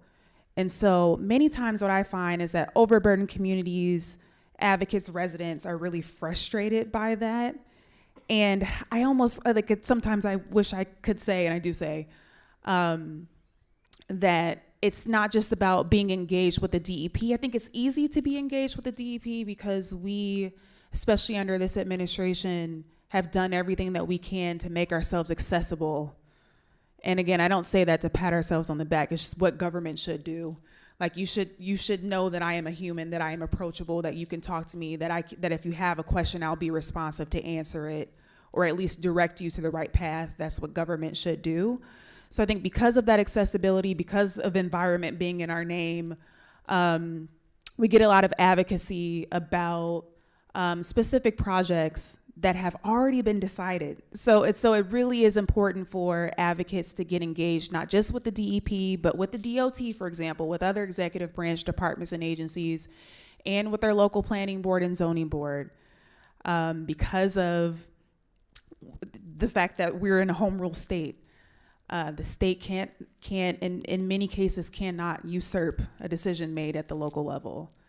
And in many instances, just to repeat and make clear, once it comes to our agency, it is the last step, the last approval. And the question that we're being asked at that last step is not, morally, is this right? Ethically, is this right? Should this thing go here? That's not what we're being asked to decide. We're being asked to decide, legally, can we grant this permit because it is below some standard and in line with a piece of legislation from the federal or state government? And if it is, then the answer is yes. So I think that it's maybe a misunderstanding of the role of our agency, is that we have more authority to do things than we do. And so while I'm not engaging in this conversation because it's just not my place, it is important that executive branch departments and agencies are given very discrete authorities to act. Because when we don't have that, we're kind of spinning our wheels, like, literally doing this in between. Like I can't, and for better or worse, for better, we live in a democracy where it shouldn't just be up to me or up to Commissioner LaTourette to make a unilateral decision. That's not how democracy works, right? And then for worse, we're sometimes put in positions where we want to act, we should be acting, and we just can't. So it is really important for conversations like these to be happening and for solutions to be worked out by policymakers, and for the appropriate level of funding to also be appropriated to executive branch departments and agencies so we can carry that work out.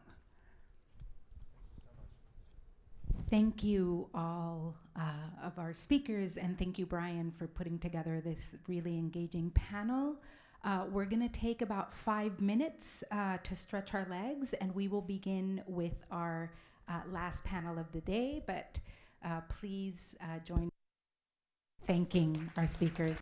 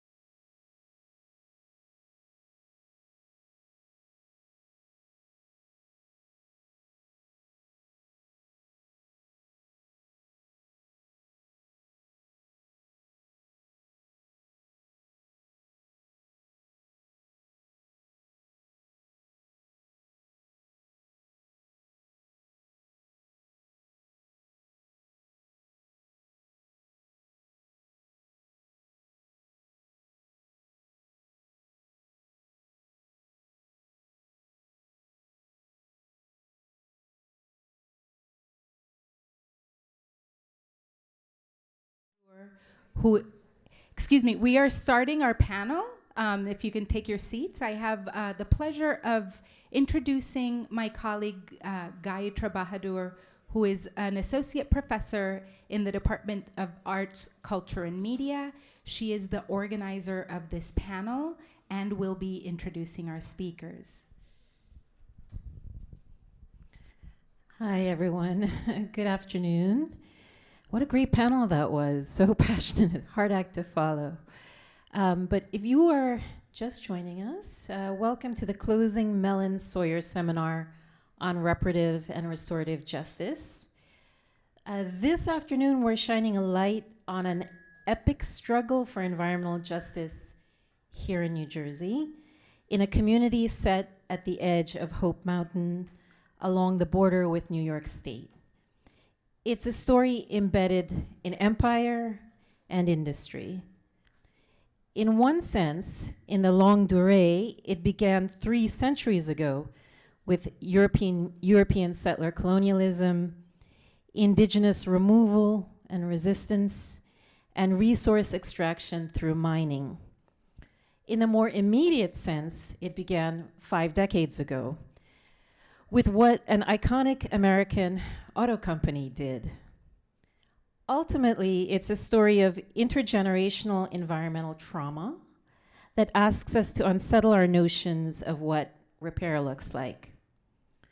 The auto company was the Ford Motor Company. In 1955, it opened a manufacturing plant in Mahwah, just as the iron mines that had been operating in the area for more than 200 years shut down. The New Jersey plant was, for decades, the largest auto factory in the US. In 1965, it bought land once mined by major American industrialists in the nearby town of Ringwood, home to the Ramapough Lenape turtle clan. Here's what Ford did there. From 1967 to 1971, it dumped millions of gallons of toxic paint sludge down the shafts of abandoned iron mines, in forests and landfills, and on land it later donated for low-income housing. That event sowed ruin, widespread ongoing illness, and the loss of elders among the Ramapough. It also inspired storytelling, including visual storytelling in the form of 2 films we'll feature and discuss today. We're going to screen a 25-minute excerpt from each film. And then in the second hour, there'll be a panel discussion with the 2 filmmakers and one of their chief protagonists, moderated by Jack Chen. After we screen the films, I'll ask the panelists to come to the stage one by one. The second clip you'll see is from the documentary Mann v. Ford, which was broadcast on HBO in 2011. The film, produced and directed by journalist Micah Fink, follows the Turtle Clan's battles to get justice from the Environmental Protection Agency and from Ford. It's a chronicle. Pursuing justice in this telling takes the form of seeking environmental cleanup or remediation and damages through a class action lawsuit or monetary reparations. And the first clip is from The Meaning of the Seed, made a decade later in the aftermath of those efforts that did not bear significant or complete fruit. The documentary was made as part of a public humanities project directed by Anita Bakshi with the Ramapough Lenape Turtle Clan as co-creators. The film engages with the question, what happens when remediation and reparations fail? If the EPA still hasn't removed all the contaminants from the soil, and if the legal settlement is paltry, what form can repair then take? The Meaning of the Seed takes its structure from natural images, soil, seed, and sunlight. And it takes place during a storytelling circle at the Muncie Three Sisters Medicinal Farm.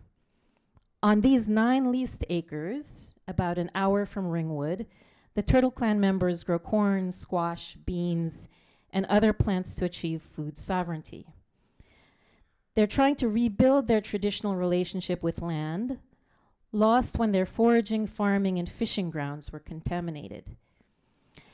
As they continue to seek and nurture new land, they are pursuing alternative ways to repair the harm done, and they are persisting in telling their stories. The films provide glimpses of distinct pathways to restorative justice. Whether focused on litigation or land, each film features the Ramapough Lenape telling their own story. For a community that has had its history and identity as misrepresented as it has, it's worth asking whether and how storytelling can aid in repair and remedy. I hope these clips, by their juxtaposition, might generate some light or at least discussion about all the forms of repair they consider or embody. So, without further ado.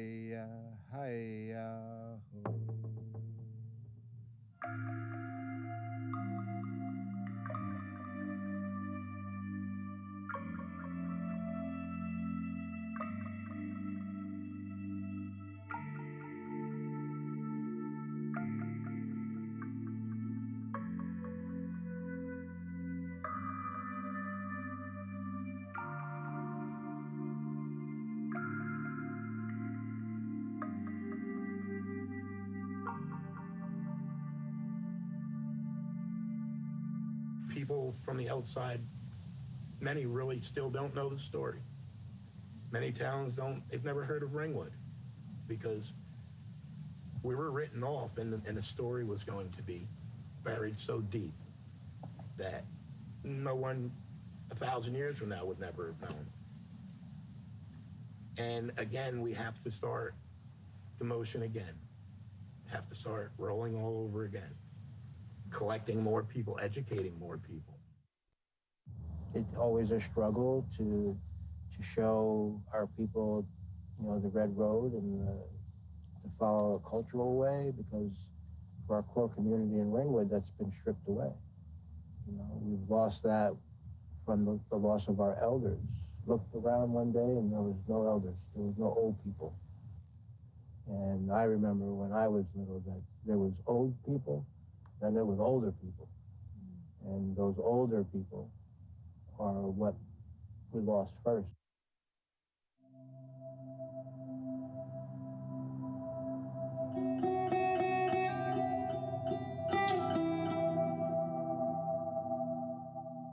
I went to a powwow for the Ramapough, and I met Chief Mann, and I met some of the elders.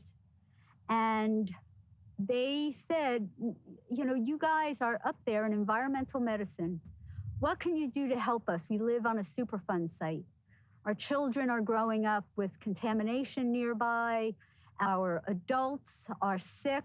Our lifespan is reduced. What can you do to help? Can you do something? We found out that they had a lot of environmental issues and that they had an increase in some diseases above what's natural, lots of diabetes, lots of cardiovascular disease, lots of bronchitis, lots of hypertension. They wanted to know if their land was contaminated. So we moved on with the help of Dennis DeFries and as a citizen scientist and many other Turtle Clan members who acted as citizen scientists with us and our graduate students and went out and they collected air and they collected soil, fish samples to see whether the ponds that they were fishing in, the fish were contaminated because then they eat it. We checked the plants to see what was growing in the area because plants can concentrate chemicals and especially metals. And so we're in the process of testing that.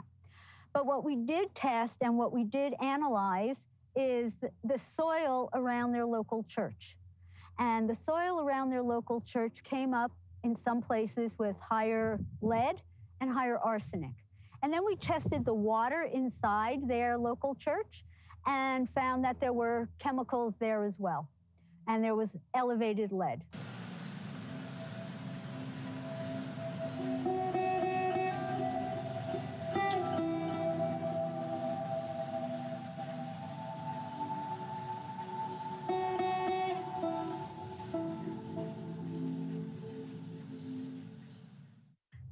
It's important to know that more than 70% of all Native Americans throughout the country live 3 miles or less from a wasteland or from a Superfund site.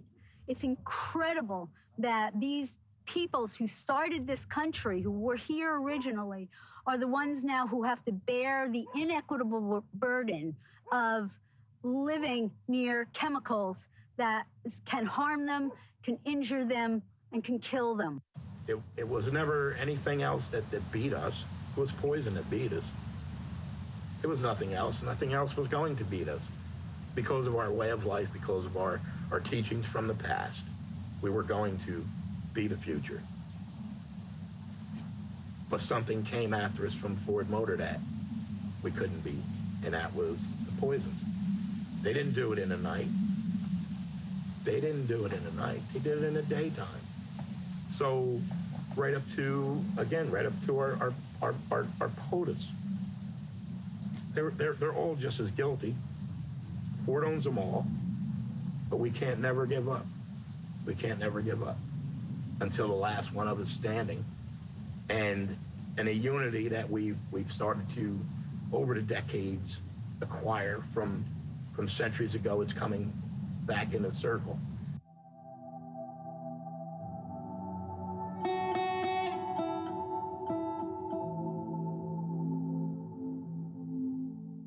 Is it the beginning of the pollution to the Wanacue Reservoir? Is it the end? Is it midway? Not even the state and federal government really want to deal with this. My guess is because maybe of the magnitude of what the state government, federal government, the governor's office, the senators, the president's office. I'm sure they're all aware of the possible, probable disaster that started over 50-some years ago. And it was sort of a little shocker that when they were reading it on the news that Ringwood wasn't mentioned, given that it's the only Superfund site ever to be delisted and relisted. And there was no mention. And again, I think it was part of a design, not a mistake, because I think Ringwood it's more than a hot potato, it's a poison potato. And then when they found the 1,4-dioxane, which also it's documents on state and federal documents, that the numbers were so high up in the Peters Mine area that it was unbelievable. Years later, you would get it in a Ringwood State Park where thousands of people has fished over the years, thousands of children have fished over the years. And in a Wanacue Reservoir, you find it 8 miles downstream. And basically the EPA is saying, well, somebody probably took a bottle of shampoo up in the area and dumped it in the water, and that's what happened. This is what one of the top EPA people, the statement he made in a meeting that we were at. So, again, I think the governor should be ashamed of himself in his office, and the Highlands Council should be ashamed because it is in the Highlands region. And we weren't left out by mistake. It was by design, because we're never going to get to the bottom of the poison, because all government agencies aren't going to allow that, because Ford Motor still calls the shots.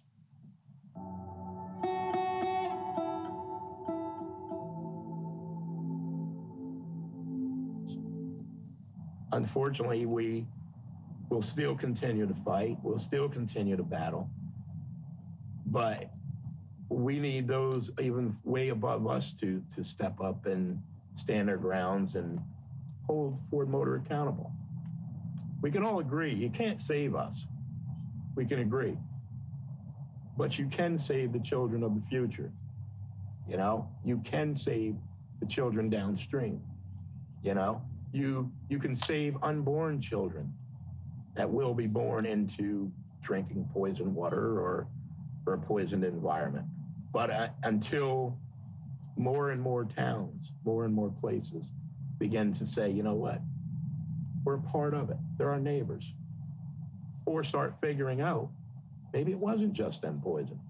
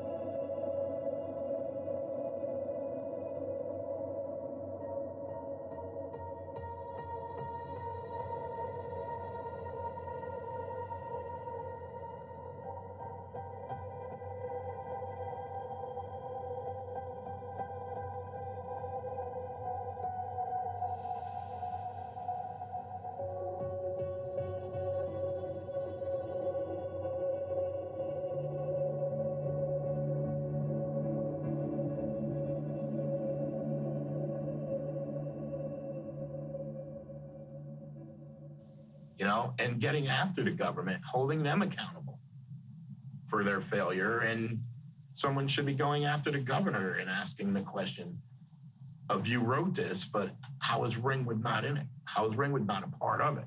You know, he needs to be called out on this, you know, and, you know, some of our Congress people need to be called out on it. Well, they're, you know, having a good day, talking on the news, they're all shaking hands and hugging and everything. And the people most affected back up in the area, there's no mention. If we don't respect nature, nature's not going to respect us. And let's face it, that's what's happening here, is that nature's kicking back, saying, you know, this is crazy. We don't, this is insanity. So, as I say, I don't know what the answer is to this. All we can do really is to try to spread the word, is to keep educating people, let more and more people realize. And let's face it, there's a lot of people out there that don't even know that their water is poisoned as much as your water is poisoned. And it's spreading. And this is the kind of education I think we need to be using, is letting people know you're in danger. You know, not just this little group of people here, you're in danger. And that's the only way I think we're going to get any kind of responses, really.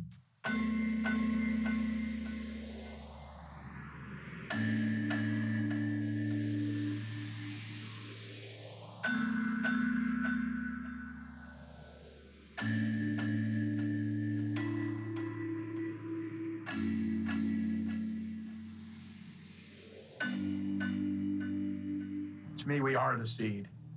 The greatest seed known is our Mother Earth. We are just her babies.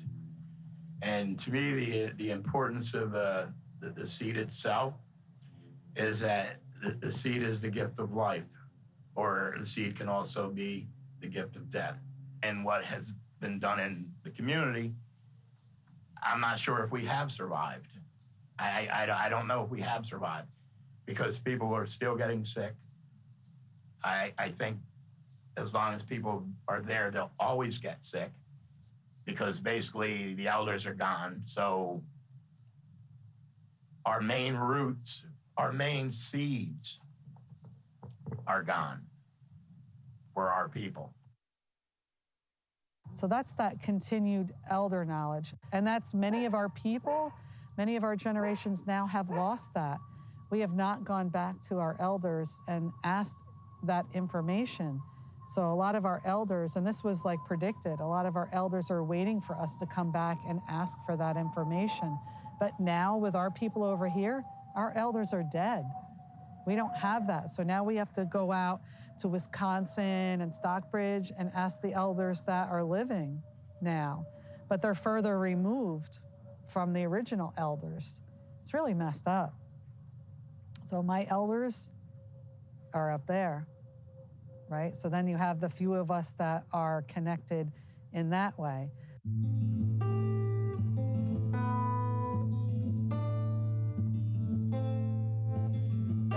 The lesson for us and our family will be, for survival, will just be to be us and to keep on being us, teaching the kids to be us, and going to our cousins for more wisdom to survive, so we can keep that going for 7 generations. And actually living in balance always is a kind of key to survival.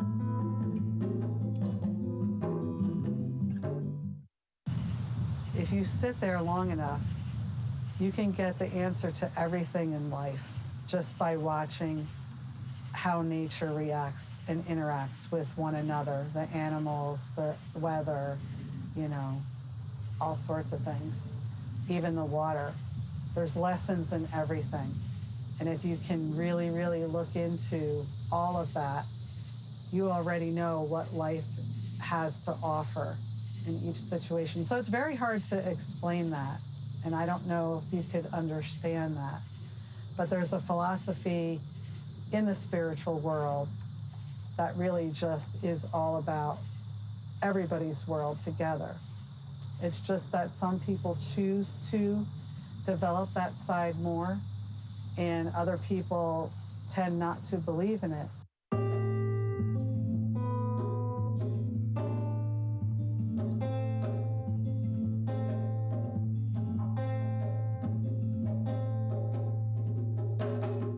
For me, I think of John Mohawk's interpretation of the Sky Woman story. Alicia Cook, the medicine woman who's our close friend up in Akwesasne, she tells this story and attributes John Mohawk for this version, that when Sky Woman fell from the sky, she did not fall unequipped. She had with her a pouch, and in it were the seeds of the 3 sisters. So she was carrying seeds with her from the very beginning. From the earliest of the creation stories, we find that seed plays a significant role, that the idea of the continuance of life and rebirth is all a part of what seed means. We know that our life depends on this seed. So it's a symbiotic relationship. That seed is sacrificing its life for us. We know that. We know we're going to get that harvest from that seed, and that seed is going to be done. But that seed will develop more seeds, and that life will live on for the next generation and for our next generation. So there's that relationship that is so necessary to, I feel, a really successful crop. We won't know if the Ramapough will continue to survive, but through our actions and our deeds and creation of the Muncie Three Sisters Medicinal Farm, to strive for food sovereignty for our people, for some economic growth for our people, education culturally and otherwise. those seeds of hope have been planted, and the only thing we can do is to keep remembering that every time we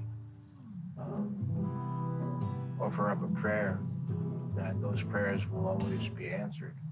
These little beautiful things are born into the world, and just like a seed that grows in the earth, you know, we do too. And, you know, we're supposed to come into the earth and be filled with that joy and happiness, and remember our humility, right? And that we're all a gift, and, you know, and the same thing with those seeds.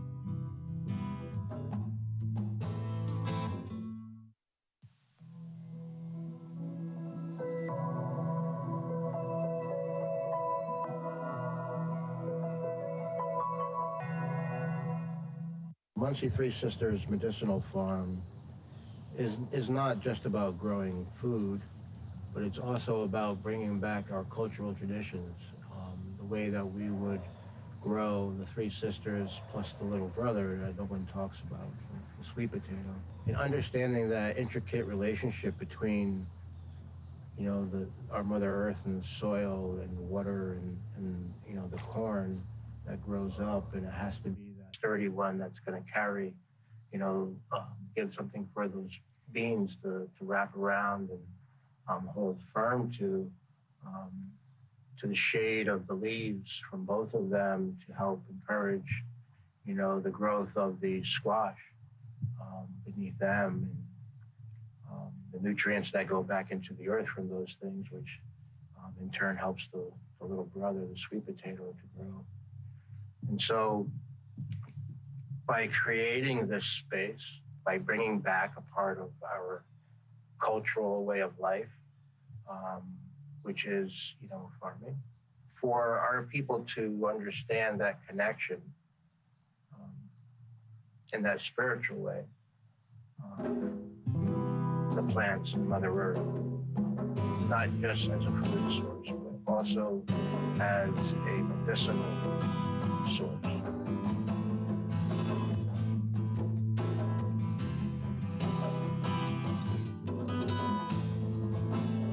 If you take our indigenous people, the Muncie people in this area, we had food specific to this area that our people lived with and from and off of, and it was a symbiotic relationship.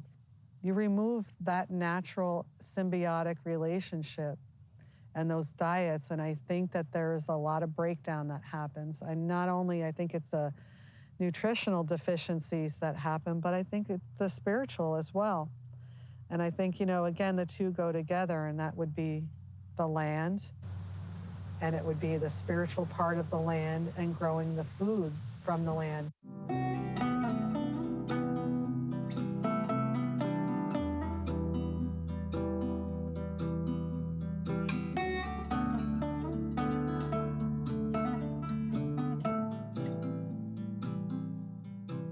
We basically started the farm because them not being able to practice hunting on the land or growing their own food, which we were used to doing, and that sense of community, which food and growing food together and sitting down at the dinner table is a sense of community. And again, this farm is just that. We wanted to bring community back. Even my kids don't have a sense of community like we had a sense of community. Just within a generation, we've lost that. And we've lost, you know, growing our gardens and sharing our food with people in the community, much like I did when I was a child. You know, that was part of my job, is tending to the garden and then giving it to the elders, even though they weren't really our family, but they were part of the community family.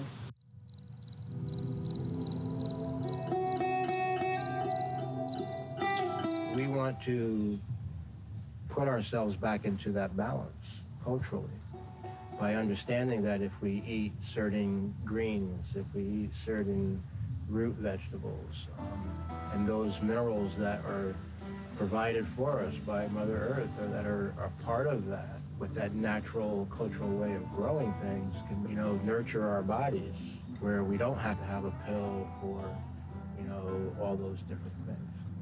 It's not to say that, you know, modern medicine doesn't have any value to it.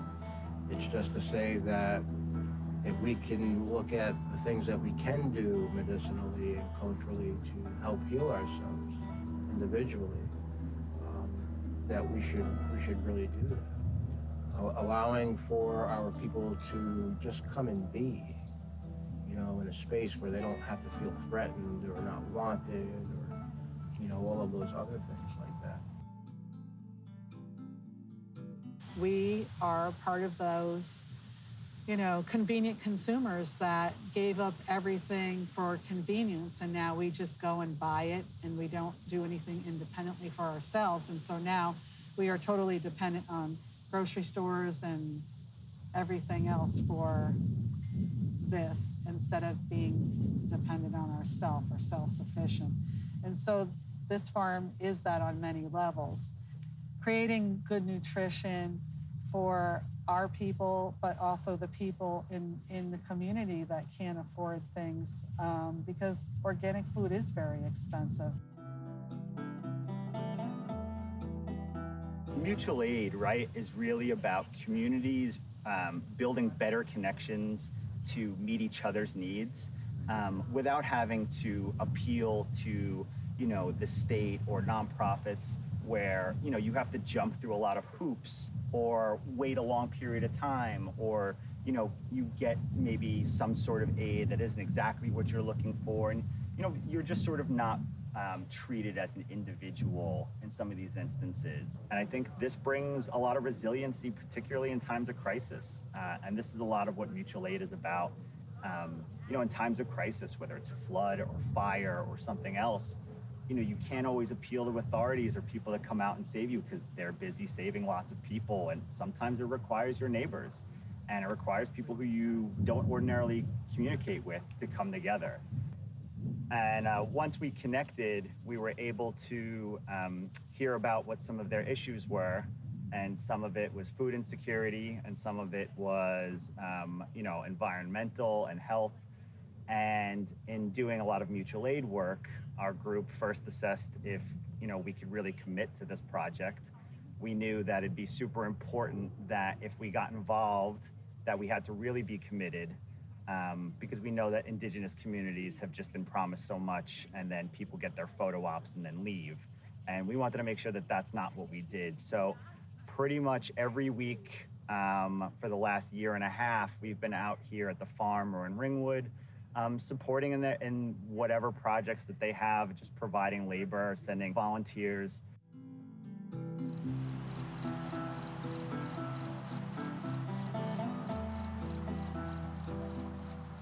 What I'm assuming is that this place is, I would say, a very spiritually well-balanced area simply because of what I'm seeing already growing here. So I think they've found themselves a good place to start the farming. So obviously they have big plans for growing various crops here. They've just started in the simple way with the three sisters, as I have noticed, you know, with the corn and the squash and the beans and so on. But I see it expanding in many directions. He's even talking about growing hemp for creating THC, which is, I think, another necessary thing in this day and age. If you look at the history of the Native Americans who have had a really, really bad deal at the hands of Europeans, and it is really time that this balance was redressed. It's time that they were given back much of the things that were taken from them. And if we can support them financially, well, then that's wonderful. But I think it should be within all our consciousness to be helping one another as much as we can. And as I say, the people that originally started this country and were living here happily when the Europeans first arrived, have had a bad deal, and they really need to have everything redressed. You know, we have taken this opportunity for universities and colleges that come here for a specific reason, and we've taken and changed and turned the table, right? We pulled you into our world. We pulled you in and sucked you in and said, listen, this is what's been done to us. Would you allow this to happen to yourself or your children? We are affecting change for ourselves by giving the opportunities that were provided to us by universities coming in to do projects that involve underprivileged communities and environmentalism, right? And racism and all these things. We've taken the opportunity because we are very smart human beings, right? And we've taken that situation and turned it around, right? And we find the people that we can put our trust into, that we believe in, that will do the right thing. I've had half a dozen surgeries, 6 surgeries over the course of a number of years as a result of contamination from the Ford Motor Company lead paint that's in our watershed. And with each experience, it runs deeper into my soul what is going on here. And that is that we're a part of a big extended family, and thank God, a family rooted in indigeneity, because without that, I think we'd be entirely lost. I don't think we survive. I don't think we as a society, as a republic, as a nation, what have you, I don't think we survive if we cannot engage that which is indigenous in our world before we destroy it. And we are on track, and you are right. We are on track to destroy that which is indigenous in our world. It's kept me alive. My prayers with Creator, my dialogue with Creator, and my sense of animal speak, that's kept me alive. Technical medicine has also kept me alive, but it has been a marriage between the two. You have to bring them together. So for me, survival is understanding and accepting ways of being that might be beyond your paradigm, might be beyond your education, but that's because we're never educated enough. We can always reach beyond that. And we need to facilitate our understanding. We need to facilitate that we don't know it all, we never will, but as long as we're open to learning, particularly from my point of view, indigenous learning, we can do this. The medicinal part of the farm is just about whole health and healing. And so with that being said, we like to see when people come here that hopefully they feel that this is their community, whether they come from a different community. Now they're in this community, and this community is about nurturing and healing. And that happens to many different people on many different levels. And people come here not knowing what type of healing they might be needing or they might end up getting. But eventually, it seems like everybody gets just what they need in their own way.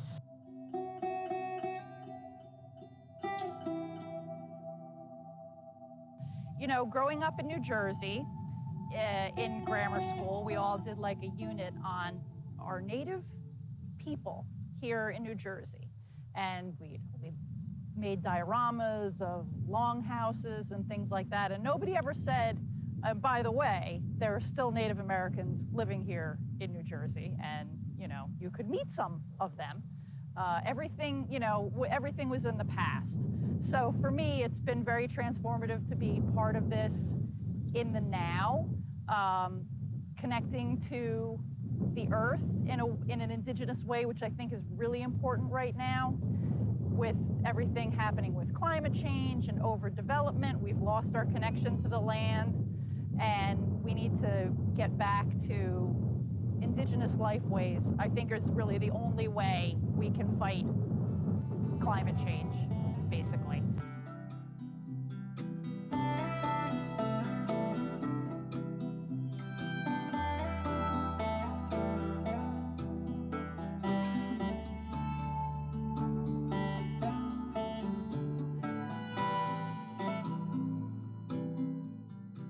I think there's a big disconnect with nature. And so if we really look back at history, we all were indigenous to somewhere. We all had to live off of the land. And the land was our law, the law of nature. And so we did not control nature. Nature basically controlled us or showed us how to live. You know, this is how we should live. We should live with nature, a symbiotic relationship. You know, there are certain things that you do and you only do in little increments. If we're talking about how it was done back in the day, you know, the seeds were sown by hand. Everything was done by hand. There was that connection and hopefully good intention, because nobody wants to plant seed and say, this isn't gonna grow, you know. You put your best intentions into that, because why? What speaks true to you? What rings true to you? And then that's the path that you should proceed with for that time.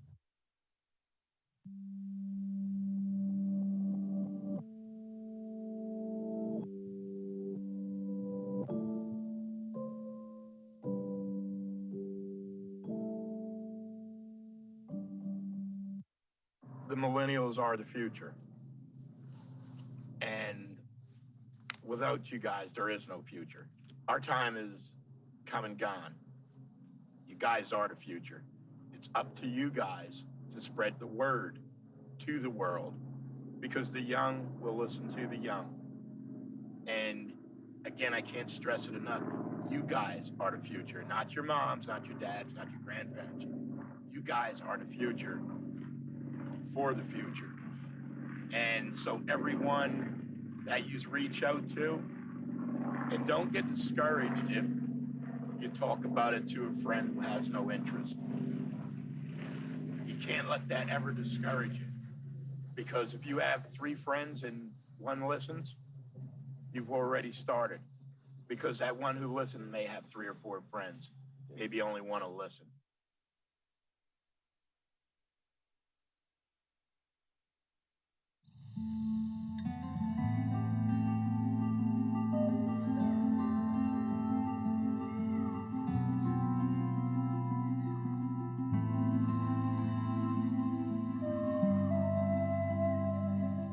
When's the first recollection you have of seeing paint sludge or playing in paint sludge? How young do you think you were? About maybe 8, 7, 8. Okay. And you wanted to play in it, and you did? We enjoyed it. That was our playground. Okay. Obviously, you had it all over you. You're kids. You're Right. playing in it. Well, we used to play cowboys and Indians. You'd paint your face.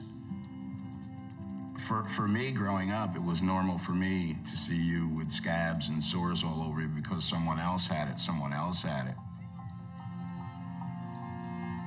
But when you went to the outside to go to the school, and you look at every other kid who didn't have these problems, and they would shy away from you, nobody would touch you.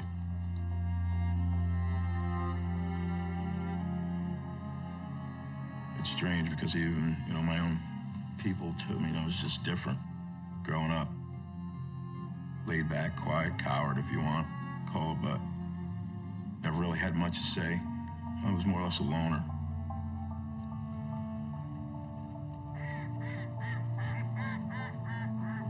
This is my favorite little place. This is my sacred place. This is where I come in, and this is my little room. They're still my strength, even from the other world. It's my cousin Garrett. That was my brother Narv. He died of a heart attack. This little baby passed away. This was one of my friends. This was Mark Springer, was a guy I worked with. And this was my cousin. My mom never said much. And to find out she had cancer, I didn't sort of really ask her anything after that. She never said, this is what caused it, because the doctor couldn't say, because, who's gonna go to the doctor and say, I lived on a landfill and, I salvaged copper and ate on a landfill. Who does this? No one was gonna tell a doctor. I never even told my own doctor. We took a lot of hurt and a lot of pain growing up living like that. It's not easy telling anyone that. So how do you go out and start telling the world this? I wasn't ever comfortable in school or anywhere, only to when I got up at Peters Mine Road, and that's the only time I felt comfortable. So the problems that you were having physically at the time were just sort of connected with the Ramapough. Yes. I mean, it seemed to you at the time that the people, and it's probably true, were saying, oh, that's just something that happens because they're Ramapough. Yes, because realistically, I felt that the world hated me. All of us.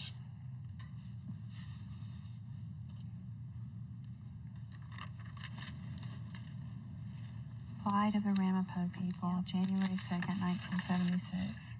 Historians have not been kind to the Ramapough mountain people, an isolated kinship group of predominantly dark-skinned hill dwellers whose ancestors settled near Ringwood in Revolutionary War times. Race is the principal factor that has socially isolated them throughout history, and the ambiguity of their origin is still at the heart of their unhappy and sometimes impoverished plight. They have been described as living in unkept, harem-like settlements and mating copiously among themselves. They have been called mongrels, wretched scavengers, horse thieves, car thieves, and fearsome clan people who shoot strangers on sight.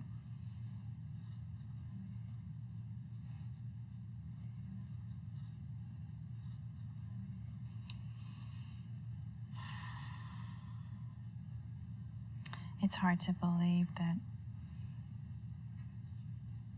this has been happening in our country from the very beginning, and it's still happening today. I think what makes me sick is that I'm not sure that anything has changed, you know? I think that they're still being, mistreated. I've been told they deserve everything they get. I can't tell you how many emails I've gotten or phone calls from people in the community saying, when are you going to tell the real story about the people up there?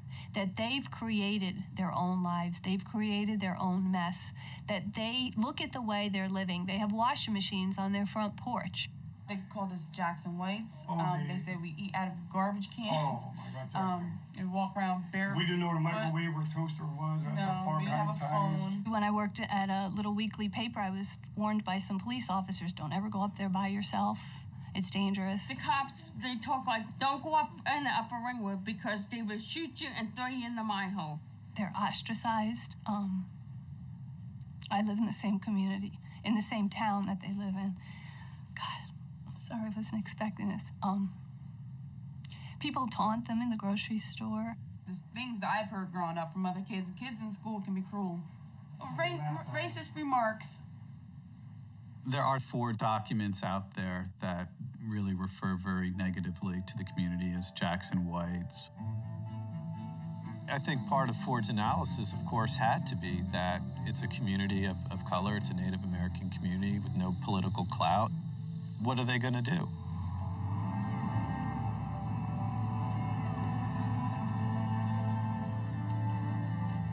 Nobody really cared. The dumping began in 1967. It continued into the early 70s. And the sludge was finally stopped being trucked in there because Ringwood is considered a very important area for water. North Jersey Water Commission said it's close to the reservoir and this is toxic stuff and we have to protect our water supply.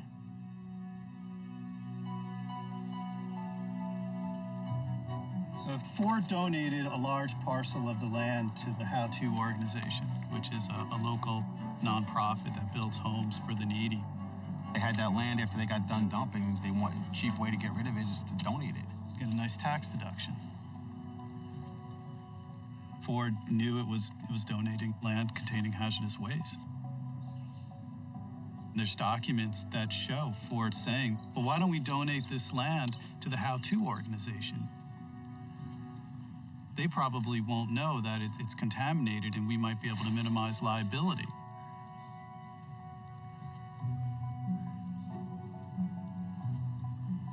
They're just building houses, for poor people. They don't know any better.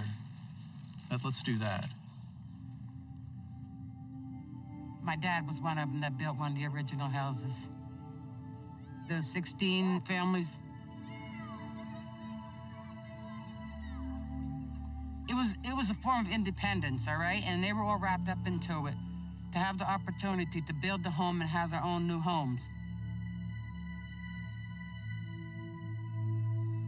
They weren't thinking about no contamination, not being aware of any contamination. You know, they were just all anxious to build these homes and become proud homeowners, because prior to that, there was no homeowners up here.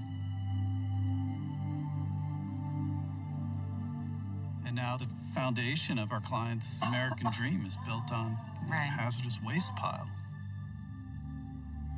It's not like we were all asleep one night and this strange plane came over and dropped something. You know, we're talking about a giant corporation right in our backyard to give hope and promise that one day would be a Garden of Eden, but it turned around and just became a cemetery.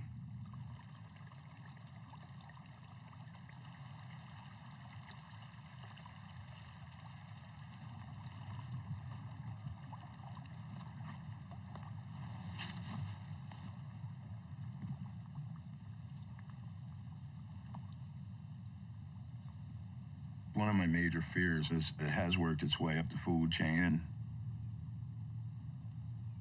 things that were here, the grouse, the partridge, it's gone. It's in everything. You know, it's in all the plants and all the animals. It's not like the outside didn't know. It's not like EPA didn't know. The signs were here, but we didn't know. Upper Ringwood became listed as an EPA's Superfund site in the mid-'80s. It was one of the most toxic sites on the Superfund registry. The federal Superfund program was instituted in 1980, and it was put in place to address sites where industries and companies and even the military had poisoned the ground, the water, and the air, and walked away and left it to continue poisoning the earth. And so the federal government came in to clean up these sites. And that program was supposed to clean up Ringwood. And the cleanup took a year. $1 whatever million, and that was the end of it. What they did was they took out some, and they just brought in big rock and put it over the rest.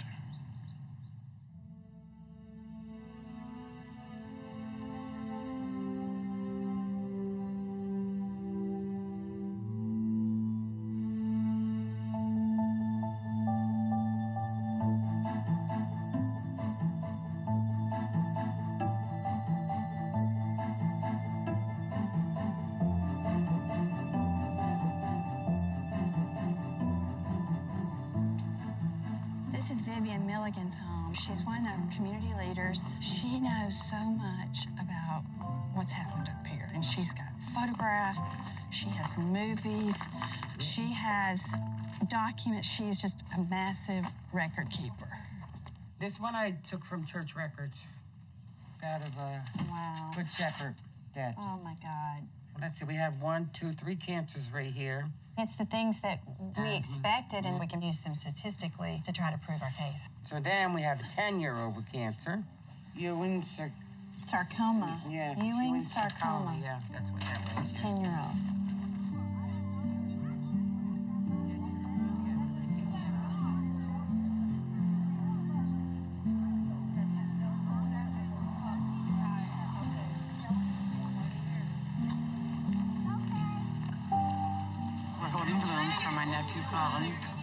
Colin Milligan, who died from cancer.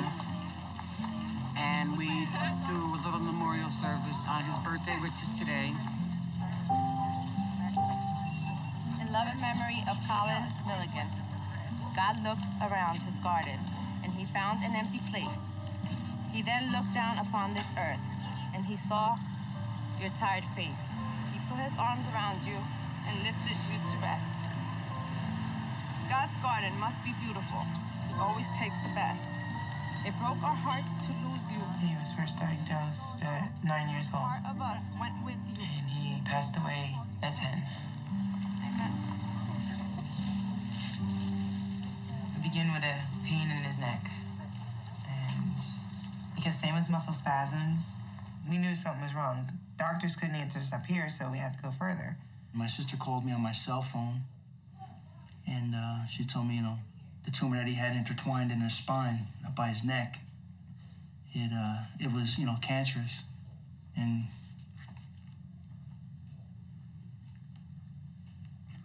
happy birthday to you. Happy birthday to you. Happy birthday, dear Colin. I just picked him up in my arms and I told him to speak to me.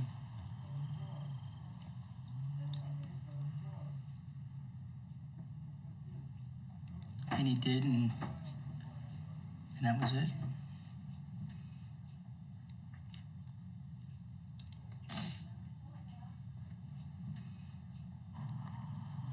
Colin kind of put a big impact on this community with the cancer. I mean, it kind of broke everybody down watching him going through this ordeal. And it got to the point where you feel like you're not going to take it no more. So it kind of gave the community some strength to try to go out there and try to seek answers to find out what is going on.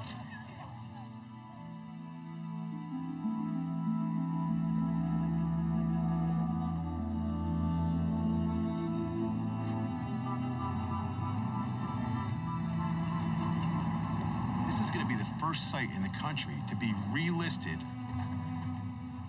There's been other sites people have tried to do that with, but Upper Ringwood area is going to be the first site in the country where the EPA has said, we're done, it's clean, and walked away, and then had to go back and relist it as a Superfund site, admitting that they made basically fatal errors in the cleanup. I think that it would be fair to say that a more comprehensive search back when this site was first put on the list would have been the appropriate thing, or would have been a better thing for the community and obviously for EPA, and I'll even say for Ford, for everyone involved. I think when the pressure then came about and all the concerns were raised, I think that was a good thing that the people did and that everyone who was involved did to get us to rethink our approach. Back in the late 60s, early 70s. Ford Motor Company owned this property. There was 3 identified sites: Cannon Mine, Peters Mine, and the O'Connor landfill. There was a contract that said that's where the waste should go. But obviously, not all that waste went into those 3 areas. You know, went into other sites as well. We don't know all the reason for that, but that's why we have to go identify why there was some random dumping in other areas other than the specified area. That whole area was a landfilled area that was used, but you know, during Ford's operations out. The site was deleted. We thought we got all the waste that we needed to basically, you know, address risks to health. However, of course, and new information has come up since that point in time. We've discovered additional paint sludge after the site was deleted in 1994. And most of what they were finding in these areas were in chunks of paint sludge. At the time, they thought that everything that was exposed to the public was taken care of, and it was delisted. Now we found more things, how it got exposed to erosion, whatever. Over time, I think a great deal of the topsoil has been eroded off of it. You've seen a lot of slopes out there. A lot of the soil and paint sludge that's being recovered now is buried.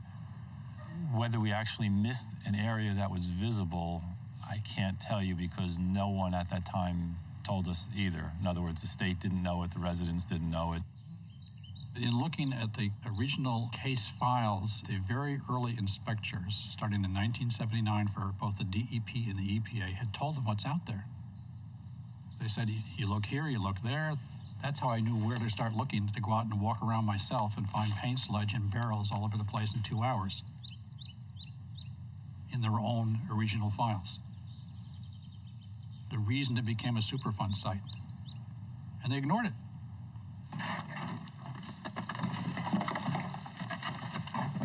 How do you miss something like this? Look at this thing, it's full of paint sludge. How do you miss something like this? Unless you're not looking for it. I think even Stevie Wonder could find this. When the decision was made to not clean up this site, I'm telling you, it was something out of a movie. You know, a limousine pulled up, an EPA representative got in, they drove down a dark road, probably behind a warehouse somewhere. They had a conversation. The limousine came back, dropped the person off at their car, and then they made a phone call. You know, and that's what I envisioned, how they decided they weren't going to clean up Upper Ringwood. I think that the EPA relied on Ford to make their decisions. I think that Ford controlled what the EPA thought and what they knew. And to the extent that any decision was made by the EPA, it was controlled by what Ford and their agents told them. Incompetence or corruption, take your pick. I don't know, I can't say, but they did not do their job. These are the 4 sites that the original remediation plan addressed. But in addition, you know, we're finding the waste throughout the entire area. I mean, the disgrace here is that EPA and Ford failed to investigate any of the waste under any of the residential properties along Van Dunk Lane, and it's popping up out of the ground on a daily basis. Oh, okay. Vivian, some was found here, Yes, right? yes. I'd say it was about, I think maybe like right here. See, you see where they... Yeah, and look, right this is area. right in the middle of the children's play there was a big chunk right here, yes. EPA was doing such a good job at enforcing environmental laws when Reagan came into office in the early 80s. He put a woman in charge of EPA, Ann Gorsuch, who was indicted, you know, for trying just to gut EPA. You know, and ever since then, EPA has been a hobbled agency. The people above them have told them, hey, it's your job to make sure that corporations spend as little money as possible to protect human health and the environment so they can, you know, reinvest it in their business and contribute to the economy, et cetera, and communities suffer. And it's kind of a mentality in EPA. I mean, it's well known if you talk to a lot of the employees that they're not supposed to be vigilant, you know. I mean, EPA employees that actually go out and find violations and issue tickets, they're not rewarded.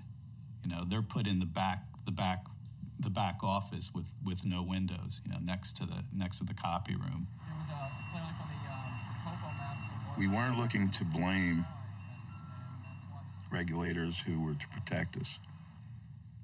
We were looking to blame the guilty parties. But somewhere there became some confusion with those who were to protect us.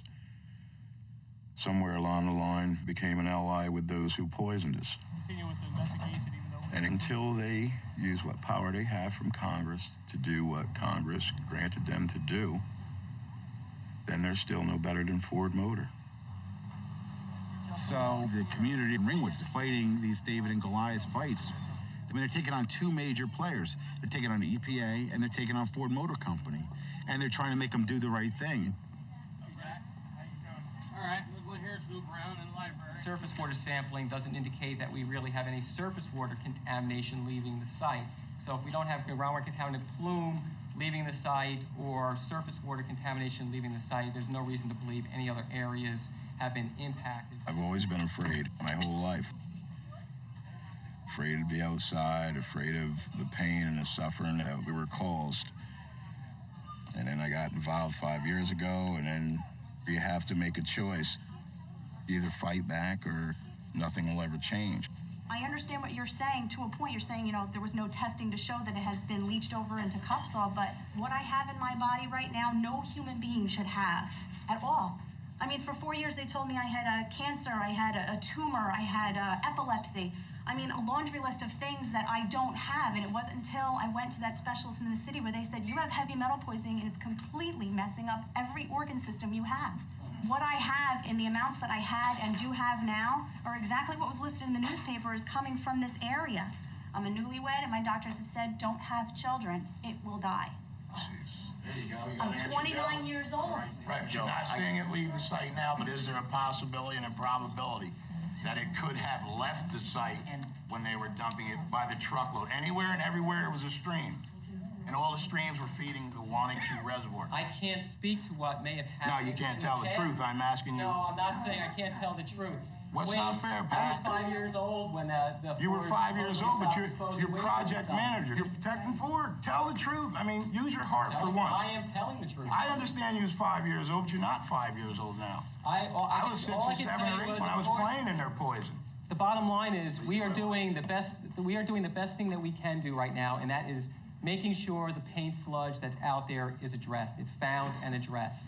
So we are doing the best thing that we can do, and that, you know, for you at this point in time.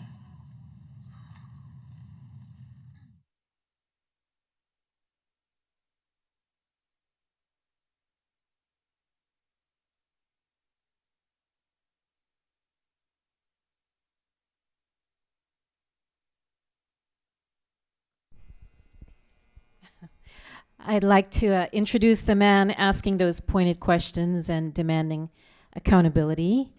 Wayne Mann is among the Turtle Clan community leaders who drew the media's attention to Ford's dumping of toxic paint sludge in Ringwood. He helped document the illnesses that followed, organized the community, built relationships with allies, and successfully lobbied the EPA to add Ringwood to its list of Superfund sites prioritized for cleanup. He was the named plaintiff in the class action suit demanding damages from Ford for the harm done to his community's health. Mann's life mission is to repair that damage through legal action and environmental advocacy. Please welcome Wayne Mann.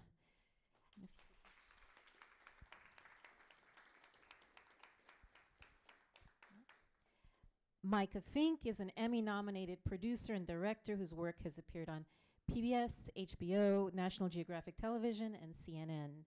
His films explore the intersection of science, public health, human rights, and the environment. In addition to Mann v. Ford, his work includes feature documentaries about undocumented migrants in the US, homophobia in Jamaica, and Vietnam's efforts to contain the deadly avian flu. In 2015 and 2016, he served as co-executive producer of a multi-part series on climate solutions around the world for Al Gore's Climate Reality Project. Trained as a journalist, he teaches storytelling in the humanities program at the School for Visual Arts in New York City. And little known fact in his bio, right before Mann v. Ford was released, he spent a year teaching English at Eastside High School in Newark. Please welcome Professor Fink.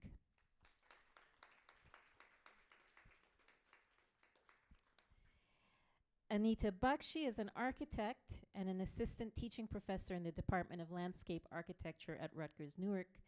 Dr. Bakshi's research focuses on contested landscapes and histories, environmental justice, and the relationship between architecture and sociology. She is the author of the 2017 book, Topographies of Memories and New Poetics of Commemoration, which suggests interdisciplinary approaches for creating monuments, memorials, and other commemorative sites with shared stakes. Beginning in 2018, she collaborated with the Ramapough Lenape Turtle Clan to produce the book and multimedia project, Our Land, Our Stories. The project won the Stanley N. Katz Prize for Excellence in the Public Humanities from the New Jersey Council on the Humanities, which noted that it captured the voices of the indigenous community in ways that struck that community as authentic and accurate. Dr. Bakshi's current work centers on a design proposal for a memorial that marks and describes environmental losses and enables collective mourning and healing. Please welcome Professor Bakshi.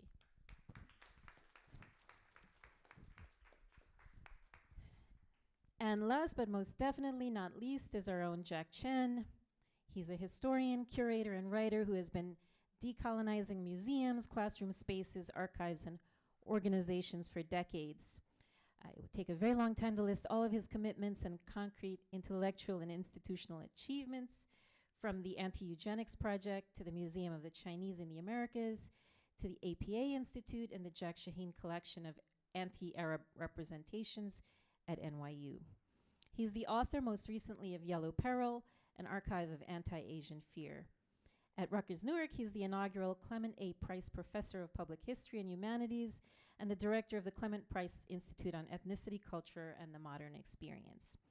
He's also the founder of the Ford Foundation-funded Public History Project, which connects Newark, New York, and the estuarial region by tracing the ecological impacts of settler colonialism. Dr. Chen contributed an essay to the Bakshi Turtle Clan book, Our Land, Our Stories, and has been supporting 3 Muncie Lenape communities as they reconstruct their language, maps, place names, and stories. Thanks so much for moderating the panel, Jack. Over to you. Okay, I think there's a switch on each of these microphones. You just need to turn it up onto on. Yeah, so I hope everybody's good. Well, first of all, thank you, Dr. and also Anita for organizing this, and also Ashley, who's running around and handling a lot of things. It's really great to have this organized and done in such a beautiful way. And thank you, each of you, for joining us. Really appreciate, Wayne, thank you for being here. And, this is actually a very difficult panel to have. It's something that, as you can tell, is something that's stretched over many decades, for Wayne a whole lifetime, but also raises lots of tough questions. Now, I'll just say a little bit about the angle I'm approaching this from, which is that have been involved in writing books, but that's kind of the typical things that academics are thought to be doing, but also involved in films and exhibits and what we could call cultural production. There's a big range of cultural production, including journalism, photography, including the arts, but also especially in terms of documentary filmmaking. So today's a chance to, in some ways, reflect on the complications and difficulties of these different kind of horizons. So on the one hand, we've got, Wayne, who I'm hoping we can maybe begin with, but kind of giving us a perspective of what a community horizon is, the life of the community, and the community that's been in Upper Ringwood. But also, there's a deeper historical context that maybe I'll mention a little bit, just to kind of get us set up in terms of the Lenape peoples in the region. And then the other horizons, of course, there's the Ford Motor Company horizon, there's the horizon of journalists also reporting on what happened, and then there's a moment in which, Mike, I'd love to have you tell us a little bit about the context in which the film emerges from and how that happened, because we know as filmmakers that independent filmmaking is very difficult. It's not like you're hired by a company to then do something for them and you can just spend time in really doing it. There's always a very tight schedule, and there's very complex relationships also involved. And Anita, also the same with you, and I know part of what you've done as a faculty member have been involving your students in a process, and it's a different kind of cultural production that I'm hoping we can actually get into as well. But maybe I'll just set up the context of what we're talking about a little bit in a way that helps to kind of give us a sense of the kind of absolute erasure of indigenous people from New Jersey. And I have to say, as a historian who's been working on the history of the New York region for, since the mid-70s, I was doing work in Chinatown, et cetera, the erasure is profound, because even in graduate school, here I'm in graduate school at New York University and supposedly learning about the history of the region, and is there anything that's dealing with that? Zero, right? So for me, it was really a shock in some ways to begin working with communities that began telling me, well, who were the original peoples of the region? And these were people from the Pacific who I was working with at NYU who were saying, well, it's our protocol that if we're coming from the Pacific Islands, we need to work with the local indigenous communities who are here already. And I have to say that it's ridiculous for me as a professor at NYU actually not having done that, right? I was in a specialization that was really not dealing with this kind of question, right? So it really took that kind of impact of people traveling for thousands of years, thousands of miles, excuse me, but it's also thousands of years, because we are going to get to that, who then had to say to me that, well, actually, I can introduce you to some of the people who are here. So that began the process for me to begin working with Lenape people, and that wasn't until 2016.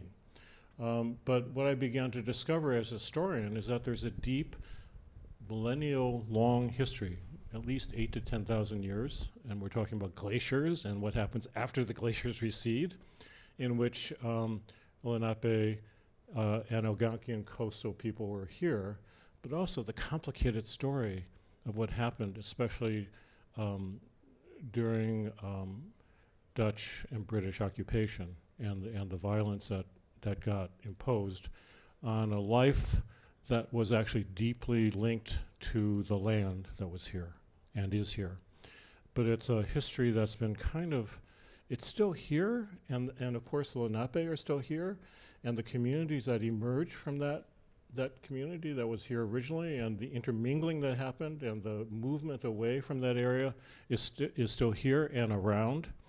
But what is learned in schooling is extremely limited. And I just have to say, New Jersey, at least people know, I think, the name Lenape. But in New York, there's no mention whatsoever, and we are absolutely erased from that. Because I think in New York City, it's actually impossible to learn the history without also thinking about, well, what happened, and whose land are we on? And who, those kinds of questions are in some ways too close to deal with. But in any case, I just wanted to kind of provide a little bit of that context, because we're really talking about not just the environmental racism and environmental justice issue of this one site. We're talking about the larger region in which dispossession of Lenape communities have been going on for thousands of years. And we're now, fortunately, able to begin to try to reconstruct that history, and so we're not powerless in that, but we can be playing a role. And this story and this work is absolutely a part of what's been going on. I guess what I maybe wanted to do is, Wayne, so thank you again. And this is a story about a community that you've grown up in and have been a part of for your whole life. And I know we've had a chance to talk. We've done some interviews for over hours and hours. So in some ways, I know the story of your life is way too complicated for us to really even begin here. But perhaps maybe you could tell us a little bit about the backstory of the community. In some ways, part of the violence that happens to indigenous people is that the story usually begins with the massacre, or in this case, the Superfund site. But maybe you could tell us a little bit about the community as you have lived in it, and that is really the life that has given you so much nurturing, and really also a sense of the ancestors who are very much a part of the memory and the lives that was the community. So maybe you can say a little bit about that. Is this working? I was born on October 1st, 1959. So Ford Motor Company started dumping there in 1965 according to their own records, not through the government's, but through their own.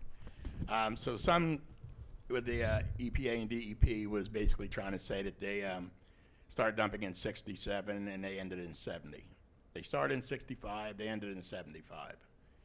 But I grew up in Upper Ringwood, and during them years, and then it was also like down in the southern area, you had the civil rights movement going on. So there was a big focus on basically what was happening in the South, but what was happening in the little town where I was living, we were being abused and battered and punished and having houses burned down mysteriously. And it was like, being young, like I really didn't really pay attention to much, for being young, you just focus on playing as a kid. Well, it wouldn't be to around 1999 was when I was tricked into going to a meeting. And I was more hesitant at first because of growing up where I grew up. We were more so, because of where we were from, we were basically abused by the school system, by the police, by basically the whole broad community outside of our little area.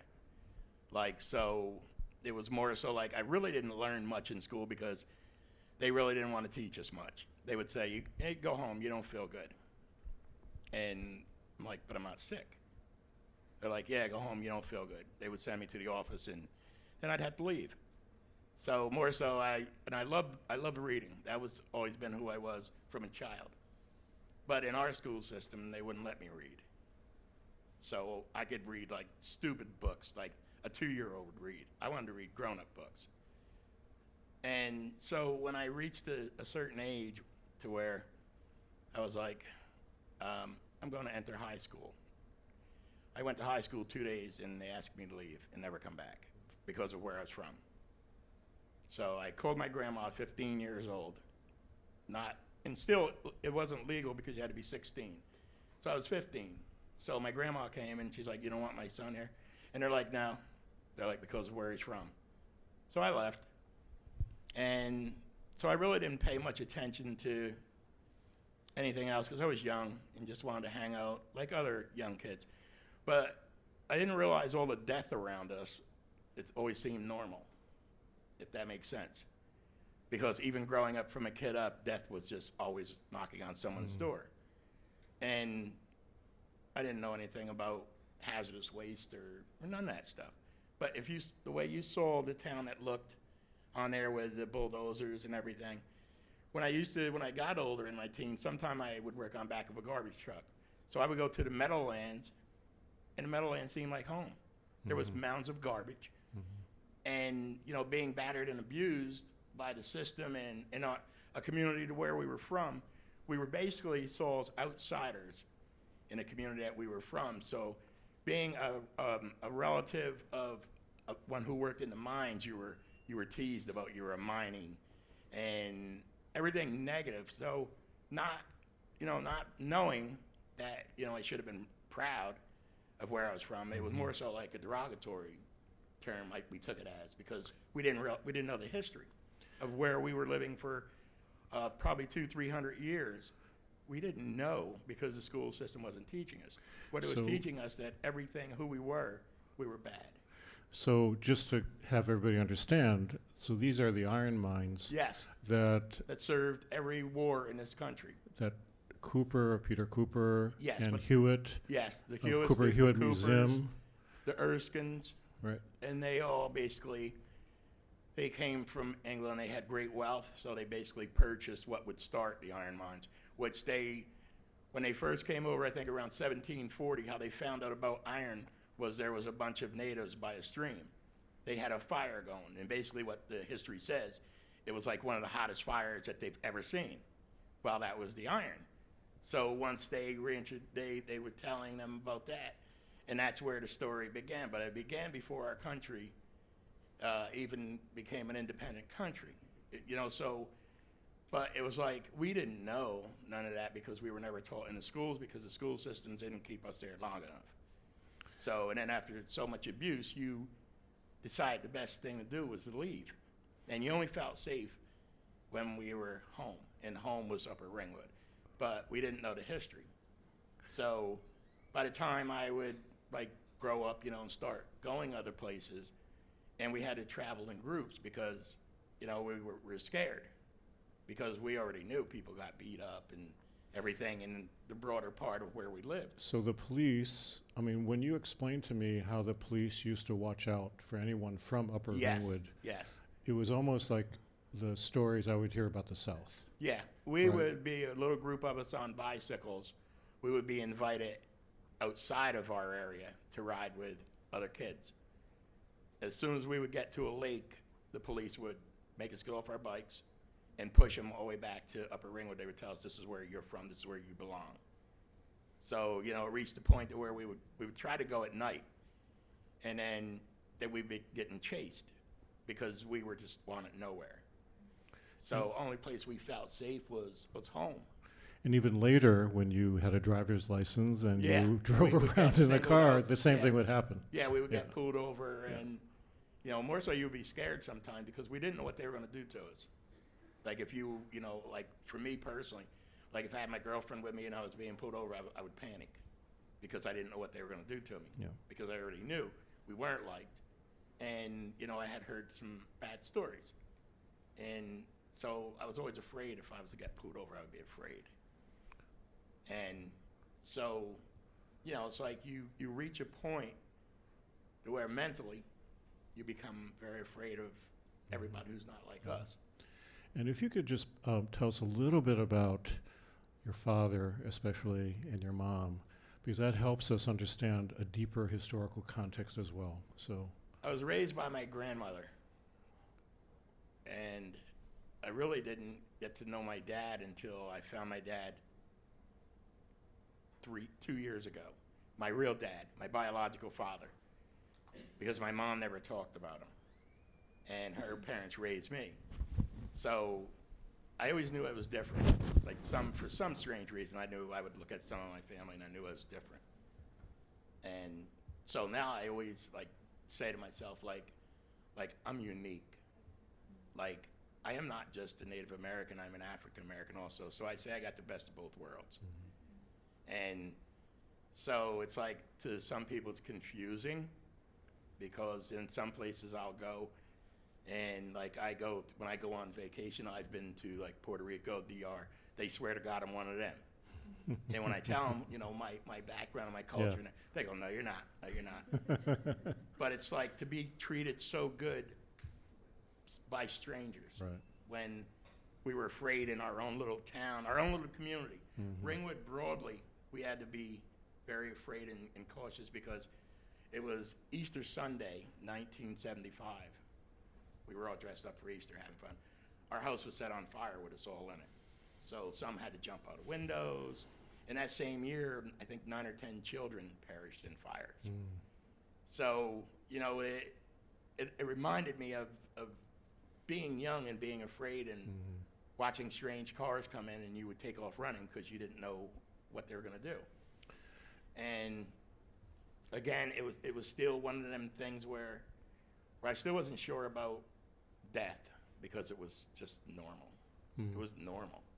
But so I didn't really know, and like I said, I was tricked into going to a meeting, and that's where it all started for me. And it wasn't about Superfund, it was just our meeting at our town, where it was taboo for someone like me to ever go. And the guy who had the RNAA, which was Carl Van Dunk, and he tricked me into going to a meeting. And it was pretty interesting, because I didn't know that at the time when I was going, it had been a Superfund already. I didn't know. So just one more detail before you get into this, because it's so, you know, okay, so part of what's going on in this small community is that there are all these Dutch names. Yeah. Okay? Yeah. I don't know if you want to tell us about that a little bit, because that goes back for hundreds of years as well. Well, but then again, there's, you know, through history, there's so many different stories to it that I get confused. You know, so I would try to learn from, like, you know, like the elders. But again, it's like our community we're all family. And there's a lot of non-natives, and there's a lot of European. But we've never seen any one of us as being different from the other, because from the mining time till the present day, their families were there, and our families, they married into each other. But they were always like families. So they were more so, if they come from up there, they were still abused also. And so it's like, but far as our culture, I mean, I've heard so many different stories about the wars and the you know, the slave women and this and that. So I've heard so many different stories that I don't want to say my version, because I don't know, you know? So this research is finally starting to happen in a way that can actually help us understand, because it goes back to Dutch colonial settlements. It goes back to, you know, some of the Dutch who then did not want to stay within the Dutch culture, also coming together with escaped enslaved people, freed enslaved people, and coming together in places like the mountains. And so in some ways, it's a story that is true up and down the coast and in the Caribbean, where there is maroons, so Morinage in French. So there's a history that your community, even though it's small and it was so intimate in the way that you've learned of it, was also connected to a larger history Yes. up and down the coast. Mhm. Up and down, and it's really part of the Atlantic world story that happened in a lot of islands off of the coastline of North America, but also very much in small communities and swamps, but also in mountain areas in which the settler farmers did not see as valuable to farm. They were happy to then just leave these folks alone. These are the mountain people, or these are the swamp people, whatever. And there's lots of stories about that have continued to this day. But in any case, I just wanted to kind of set that up and say that you're very much coming out of that community that's barely been acknowledged and is only now being kind of recognized in a serious historical way. Yes. But it also means that people from these areas have all sorts of derogatory names and all sorts of attitudes about who people are called, you know. Yeah. And that's really part of the story that you're very much growing up within. Yes. You know. Yes, and it was believed, and that, again, like he said, farmers had come, but it was believed that it was impossible to farm because it was a rock region. So, like he said, when they figured, well, they'll never survive because up in them hills you can't survive; it's all rock. They left, and our people, they proved the world wrong. They survived. Not only did they survive, they were gardening and they were doing things that was basically considered impossible. And so basically their will to survive is why I'm here. But they also, like, I call Ringwood the hub because those who left that Ramapough region traveled all over the world. And the stories that I did get from my grandfather was it was done to survive. So if those who stayed did not make it, they would be all over the globe and someone would survive to continue on the seed, which would be, we would survive for good. And we know now from Lenape actually going to Amsterdam and really dealing with the kind of utter erasure in Amsterdam of the Dutch history itself, that hundreds of Lenape were actually brought to Amsterdam itself, and the hope is that research can begin to identify what happened to them. But it's one of the other erasures that has gone on, and these would have been your relatives and ancestors who were then taken and disappeared in that way. But complicated stories all around. Yeah, so, yeah. Right? But they say there's almost 7,000 of us. So we are a family, not just by someone saying, you're my family. We are family, and we are all over the globe. But unfortunately, it's like, again, now I'm learning from my father's side that my great-great-grandmother was a Seminole. And so what he's telling me is that side of my family is even bigger than my mom's side. They're all over the globe. So I'm like super happy to know, like, you know, like I, not only on my mom's side, because even for the documentary, like until I was approached about being a Ramapough in the documentary, I felt like I was betraying someone else who would be my father. Because, you know, you're asking me to be one person when I'm actually more than one person. And I see myself, honestly, now as a people, not an individual, but as a people. And, you know, it's like, so that part of me is like, you know, even the word got out, which was one of the greatest thing that the documentary did.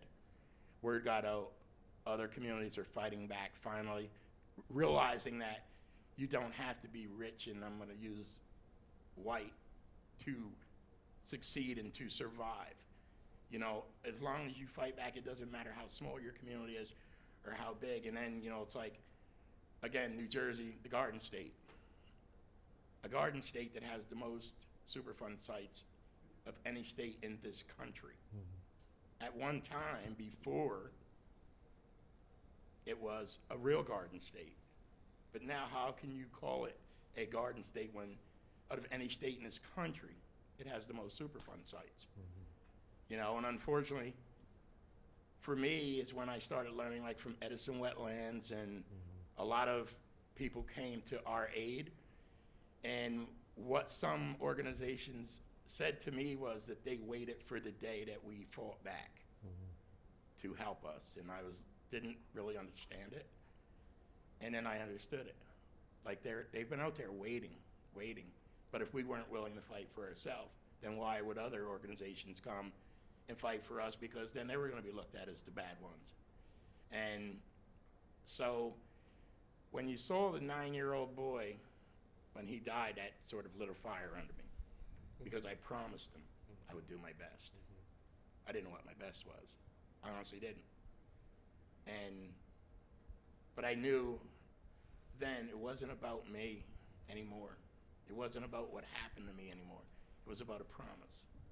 But then people just started dying all over again. So what I remember as being in my teens was like a nightmare coming back to haunt me. And 16 homes, there's been 1 to 8 in every home that died of some type of cancer. And the government didn't see it as being worthy of a true investigation. But when I started to realize, and I was being, I started learning more of, what's going on. Like, I know people's dying, but why? So, you go from being tricked by one of your community members to going to the meeting. Yes. They clearly had some reason why they're asking you. And in some ways, you've since then learned so much in so many different ways about what happened. Because life depended on it. Yeah. I was a shy person. Well, that's hard to believe because you're so articulate in these believe me, two films. I was shy. I was scared to speak in front of anybody. I didn't enjoy going any place because I was one of them people who were so afraid of the outside of how they treated me that I felt that they could never change. So, and it took a 9-year-old boy to wake me up to where I have no choice. This is not about me. And then I would learn more. And then of course, the more I learned from archives, and I'll say I learned from good and bad. So, I would be a liar if I said I didn't meet some great people in the government, because I have. I've met people who really cared. Unfortunately, it's who you work for, and, you have a boss or whatever. And I've dealt with bad people. But, it's like the part that still affects me is that people are still dying. People are still getting cancer. I'm a cancer survivor. I had a heart attack. I've had aneurysm surgeries. I had hernia repair. I sleep with a machine to breathe. So I've had my share, but I didn't quit. I didn't quit because many people before this documentary was done said to me, I'll be dead before it comes out. And I would always be like, don't say that. Don't say that. But I didn't know they were telling the truth. So in the 5 years of filming, there was over 50 people that died. And people that moved out of the community, didn't matter. They already took the poison with them. There are people out there that's still dying. So it didn't really matter. It was, they lived there long enough, I'll say. And I mean, now they're gonna put what you saw where the memorial was, and that little girl was my granddaughter. That was her father who got killed there. They ripped his memorial down. They're putting a recycling center there. I asked, can you leave his memorial? I was told point blank, no. Either you take it or we take all the stuff and throw it away. That's how they felt about this guy dying there. They built a recycling center. Now where they built that, again, that water flows into a park that flows into the Wanacue Reservoir. This is not my words. This is our own documents that state it. So I was told, well, why would I be concerned? Because my family won't be walking on it. They'll be safe. And I was like, that's... The other part of this story kind of that the Mann v. Ford, and we're going to get there real soon, deals with, if people look at the whole film, you'll see that it alludes to it, that young folks such as yourself were going through the whole forest area and everywhere else, But the reason for that really has to do, I think, with a long tradition that was passed on, even though people didn't necessarily talk about it, in terms of indigenous practices of how to find game, how to forage in the forest, right? So you've talked about that to me, but you were taught that by your community and by, I think, your mother, right? Yeah, it was passed down from generation to generation, but also, again, I can't stress it enough. It was one of them things where you grow up beat up, and how do you tell people I'm eating animals off of a place that's poisoned? Right. You know, or I'm eating fish from a place that's poisoned. Right. So again, it wasn't the easiest thing in the world. And like I said, again, I didn't tell my doctor, like I know a lot of people were going to clinics for years. Mm-hmm. My brother being one of them, they said he had the worst skin disease they've ever seen in their life. Mm-hmm. They were giving him a cream for it. Mm. Now, when I asked a question, since you don't study rare diseases, are you sure what you were giving him? Mm-hmm. And they wouldn't respond. The doctor looked at me and he got beat red like I asked him something I never should have asked. But I understood as being a doctor and they didn't study rare diseases, you were doing your best. Right. But my thing was when he died, like, what did he really have? That you were giving him just a cream for eczema. Yeah, right. And then I'm finding out there's hundreds of toxic chemicals that could cause so much different stuff in the community. And we were never really tested for heavy metals. They focused on lead and arsenic. Out of hundreds of toxic chemicals up there, they broke it down to 2. Now my question was, why are you focused on 2 when there's hundreds? So what begins to become clear is that medicine and the medical system treats the individual and oftentimes will blame the individual for eating too much, junk food or whatever, or you shouldn't be smoking. But in this case, it's absolutely clear that this was a social cause that was put upon the community. It's very easy for indigenous people to be blamed and for African Americans and other communities of color to be blamed. Well, you're just, the reason why you're in poor health is because it's your own fault, right? You're not disciplined enough yourself. We were blamed for our lifestyle. That's what we were blamed for. That we should have been more advanced in the modern world, like going to the big shopping centers. But I didn't need. We were taught being young. We knew how to hunt. We knew how to fish. So why would I want to go to the store? I love eating fish. I love eating wild game. Right. But we were basically said that this is why you're the way you are, because of what you ate. But what I ate was on a Superfund site. Yeah. That's the food I ate. So it was like they had to find a reason to blame us for dying. Yeah. When in fact they sat back and watched us be poisoned and murdered. So, thanks for sharing all that. I know it's actually really hard to talk about this, especially in public, and I really appreciate your doing that. But it's so important for us to understand that deeper context that you come out of. And then we fast forward to 1980, when the EPA is formed, and then the Ford assembly plant is closed down. Yes. And they don't know what to do with all that sludge that they've been accumulating, and it's systematically being subcontracted by the town of Ringwood to people of dubious character, and they're dumping it in lots of places. And so then again, to fast forward, we're getting to the point of, let's say, Mann v. Ford. Okay, this is, I'm sorry, but this is like fast forwarding quite a bit. And then the question of, okay, how do we get the word out on something like this? And HBO is new in town, but also there's prior groups that are looking at investing and creating this one. So, filmmaking is a difficult project. It's very expensive, especially to get it out there and to do it properly. So if you wouldn't mind, Micah, if you could just give us a little bit of context, for what's the backstory to the making of this film?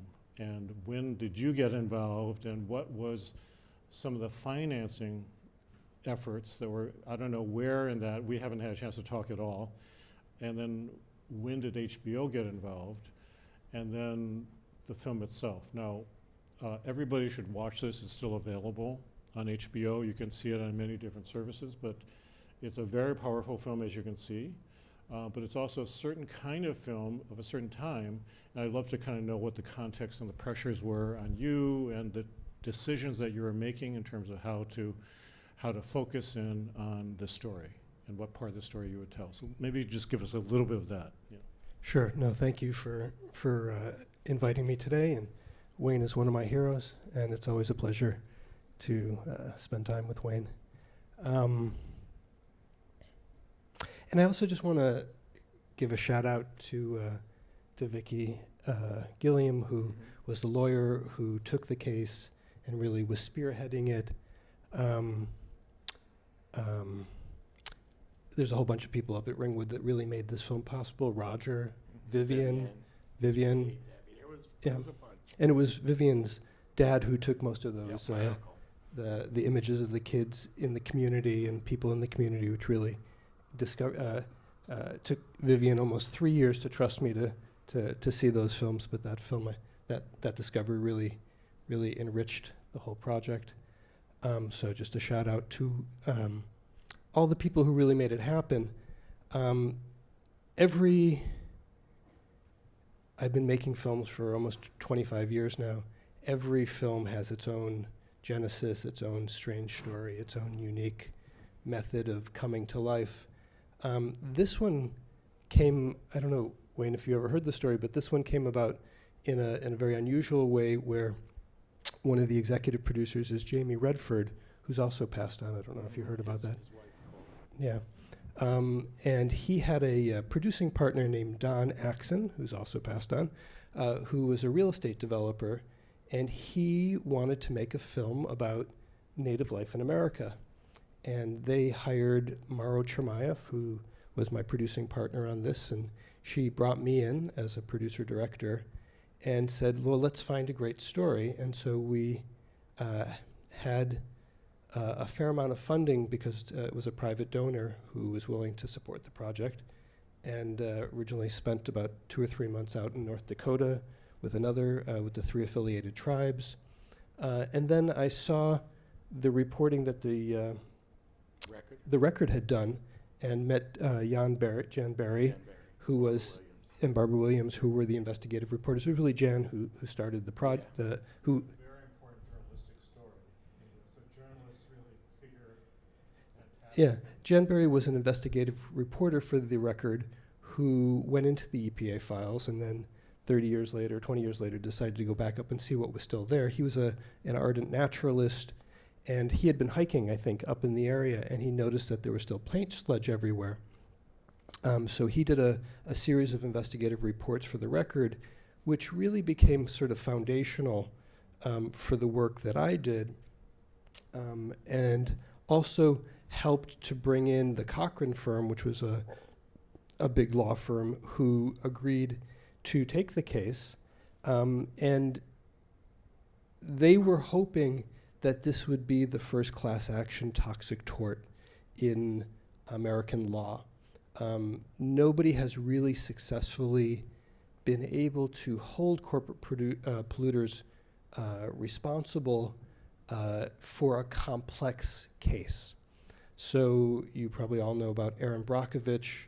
That story was, in some ways, a very simple story because there was only one chemical, hexavalent chromium, that had polluted the community, and it had a very, very specific pattern of disease. And so they were very, once it was looked into, they were able to see this chemical caused this problem. Ringwood was a much, much more complicated story. The Ford Motor Company had actually hired shady contractors who disposed of the waste however they did. There are stories of them driving down the Garden State Parkway with the back of the truck open, and they would just splash, whatever they had all across New Jersey. There's toxic waste scattered everywhere. But the iron mines at Ringwood were a very convenient place to make waste disappear. And so one of the stories that Wayne told me and other folks in the community told us is over years, the mine would often catch on fire because when you mix together all the cardboard and the paint sludge and all these toxic industrial chemicals, they would combust. And so the community was often bathed in these week-long, month-long fires, and the smoke would get everywhere. So the complicating factor was there were multiple chemical agents. There's lead, there are all the heavy metals, chromium that you're familiar with, and then the burning of the materials also caused, one of the things that we discovered through the process is it creates dioxin, and dioxin is one of the most deadly man-made byproducts there is. And what dioxin does is it's a cancer promoter, and so whatever weaknesses or biological propensities you might have, whether it's leukemia or like Colin had a very complex tumor wrapping around his spine, it just makes the process go faster. It sort of accelerates whatever disease process there is. So, and then there are literally another 20 or 30 different chemicals on top of it. And so you had a very unusual pattern. You had a lot of early deaths. You had deaths in children. And it wasn't one thing. It was multiple things. And ultimately, this is why the court case failed, is because the lawyers were never able to really say this one thing caused this specific thing. And the truth is that when you're dealing with complex chemical environments like in New Jersey, is it because you went swimming by the lead by the factory that did this, or is it because of the burning, or is it because of and so the defense lawyers will say, well, everybody smoked, right? So it's a crazy complicated thing, and unless you can really, I think in 60 years and 100 years, the science will become more specific, will become more precise. I mean, the truth is we've only lived in this chemical universe for 70 years, right? This is all, I know that sounds like a long time, but we just started using these chemicals in the 30s and the 40s. And so how they actually interact and impact people long term really is unknown. Well, I mean, Micah, this background is incredibly important. Yeah. It also speaks to the problem of modernity and how lots of chemicals are being used all around us, and we're consuming them all the time, and there's really no care being taken about them, certainly in this country. Europe is a little different, and other places. So, but if you could help us and unfortunately we don't have a lot of time. Sure. I'm not sure how much time we have, but 20 minutes? Okay, so we just have 20 minutes, but this is a discussion we need to kind of have, for a very long time. But if you could tell us so you're shooting footage, and I don't know if you had a clear sense of what the storyline would be from the very beginning, or so there's a filmic kind of challenge. So right. So the narrative challenge of making sort of unfolding character-driven narrative, which is one form of documentary, is it's a little complicated. Just in the simplest form, to make a good story, you have to have a beginning, a middle, and an end. And when you're making documentaries about real people, you have to try to find a narrative arc that takes you through the story in a way that helps the viewer to make sense in a causal way, that this thing happened, this person reacted, and as a result of these reactions, there are consequences, whether for good or for ill. We had my partner Mauro had a very good relationship with HBO, and they essentially agreed in a very unusual way to say that we didn't have to finish the film until there was an ending. And so a project that we thought would take 1 year or 2 years to make, because of the nature of the litigation and the way it was playing out, actually ended up taking 5.5 years to make. And the ending came, unfortunately, during a financial crisis when Ford stock suddenly plummeted, if you watch the film, and the lawyers who had invested several $1 million, and this is the reality of litigation in America, said, well, we have to settle. Because if we don't settle, we're going to get nothing. The people are going to get nothing. And in consultation with the community, everybody, I think, decided it would be better to get a small payout than to end up with absolutely nothing. Strategically, I'm not sure if that context is so important for us to understand, because it means that the film, no film, is in its own isolated context, and all these other factors, including Ford's stock, valuation, was playing in the factor, and the 5-year extension. So I guess for me as a historian of, especially, I've done a lot of work in Chinatown, laundry workers and other kinds of garment workers and all that. The difficulty, I think, for me in viewing the film now, so this is really retrospective, I have this insight, is that it's very easy for us to watch this film and kind of identify mainly with the lawyers and mainly with the woman lawyer who comes out, in some ways as a protagonist in the whole film. And that gives me pause, because I worry about what that says as a general storyline that happens. And I don't know if that's something you've thought about at all. I mean, I'm sure it is, but I just wanted to kind of raise that as an immediate question. And we're really talking about the horizon of not only the process of making the film, fundraising. I mean, I'm not questioning. I mean, it's incredibly difficult. It's hard to anticipate. But then how does it ultimately get put together? And then what's the afterlife of a film like this in terms of perception and the storytelling? Sure. No, you're asking great questions. Structurally, on a narrative level, as I said, you need a beginning, a middle, and an end. And in this case, Wayne is the main protagonist in the film because he's the named plaintiff. It's really telling the story of him and his community and his family. But narratively speaking, the lawyer's story is actually what structures the film, because the lawsuit has a beginning, a middle, and an end. The truth is, real life doesn't have beginning, middles, and ends. Wayne is still dealing with the consequences of this chemical waste. The EPA keeps going back and digging things up and finishing and then finding new things. So, the art of narrative, the art of storytelling is always a construct. And so that's really what you're doing as a filmmaker, I would argue, in any kind of storytelling, is you're finding the shape of narrative, which is essential to our experience. We all tell stories, and the person who tells a story that doesn't have an end is considered a bore, right, or tedious, right? But somebody who tells a good story that has a point that resolves is a good storyteller, and that's the person that you, or the product that you want to gravitate towards.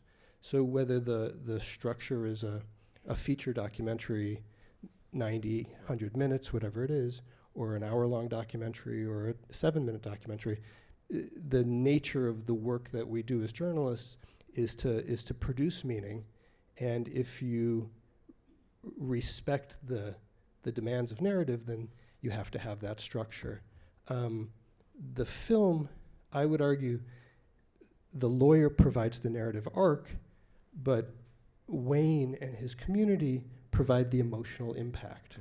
I don't think Vicky has a lot of emotional dimension to her, but the truth is it's what Wayne and his family and his community have experienced that I think you carry with you beyond the film. So I wouldn't confuse the structure of the narrative with the emotional content, which is really this form of filmmaking is based on an awareness that people aren't really all that interested in facts, that facts come and they go. They're critically important to get them right, but that's not what people carry out of a story.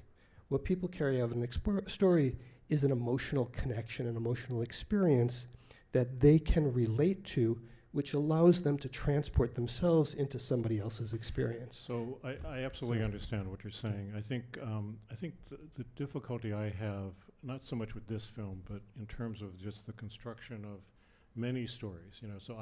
So I've been grappling with this in terms of, let's say, the story of laundry workers in Chinatown and how the 12,000 laundries in the New York metropolitan region around the turn of the 20th century, was actually, they made up the Chinatown, but people focus on the Chinatown. That seems to be, so people have a certain thing that they hang on to for what the story arc is. But what's hard here is how do we then have a sense of, let's say, agency of the community members themselves, So Stalin famously said, You know, 1 million deaths is a statistic, one death is a tragedy. The art of this, to me, the art of this kind of filmmaking is based on the trust that Wayne gave us, because in the specificity of a particular experience lived out through time is that emotional thread that allows you to relate to it. And so, yes, there may be, 10,000 different laundry workers, but I would argue if you're going to have an emotional resonance that causes change, which is the other thing that we haven't talked about, then you need to get to the granularity of a particular experience. And that becomes the tool that allows people to connect. Yeah.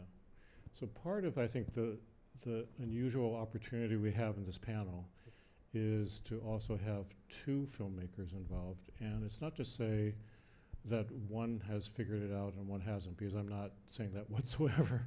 But I'm really saying there's the time depth we have, so that just to come to Anita, since we have a little bit of time left, and then we'll talk about really the whole thing together, is Anita, you're coming along in a very different filmic situation, and maybe you could explain to us a little bit about the context in which you did your film and thought about it, and then we can come back to the question of change, which is a very difficult question, and that's ultimately, I think, why we're here, is to really look at, well, what changes have happened, what changes have not happened, and what are the challenges that we still have right now in terms and of just add one thing. Yeah. How do you inspire change? Right? It's not just to document change, but how do you push it forward so people, as Wayne said, who saw the film around the country have been coming and using this as an inspiration for their own action. So that's another level of change. Thank you so much for the invitation. I'm really especially grateful to my fellow co-panelists here. Wayne, I know when we first met in 2019, you were kind of like, I don't know if I want to keep, being the face of this this issue, and I'm so grateful that you agreed to keep speaking and keep fighting for your community. And Micah, I have to tell you, so I came to this project in 2018, and I'm not a filmmaker, and it was kind of like seeing our things back to back. I was cringing a little bit with a lot of the technical stuff, and the not having the framework of the narrative arc and things like that. But I came to this in 2018 when I first did a design studio project, because I teach landscape architecture, and I work with the Ramapough and specifically Chief Mann, thinking about how to commemorate environmental losses. So I watched your film, I don't know, 7, 8, 10 times, and our whole studio was papered with screenshots from the film, showing, the environment, some of the drone footage, the Ford documents, Vivian's notebook that she had documenting all the losses and illnesses. So it's really interesting to be here all together and look at, how we, I kind of was able to pick up on these different threads that you've already woven into place. So thinking a little bit about, I know you wanted me to talk about how the project came together. We did a 1 semester project working on this idea of environmental losses. And we're kind of like, oh, wow, we can't believe that this is still going on, that the contaminants are still in place, even after all of Jan Barry's excellent reporting. And he also came in to talk with us and work with us. And Mann versus Ford, which came out in 2011. And we started doing this project in 2018. And we were all, me and my students were just kind of astounded that how is this still going on and happening? Because the facts are out there, right? The information's there, the documents are there, all the EPA, NJ, DEP stuff.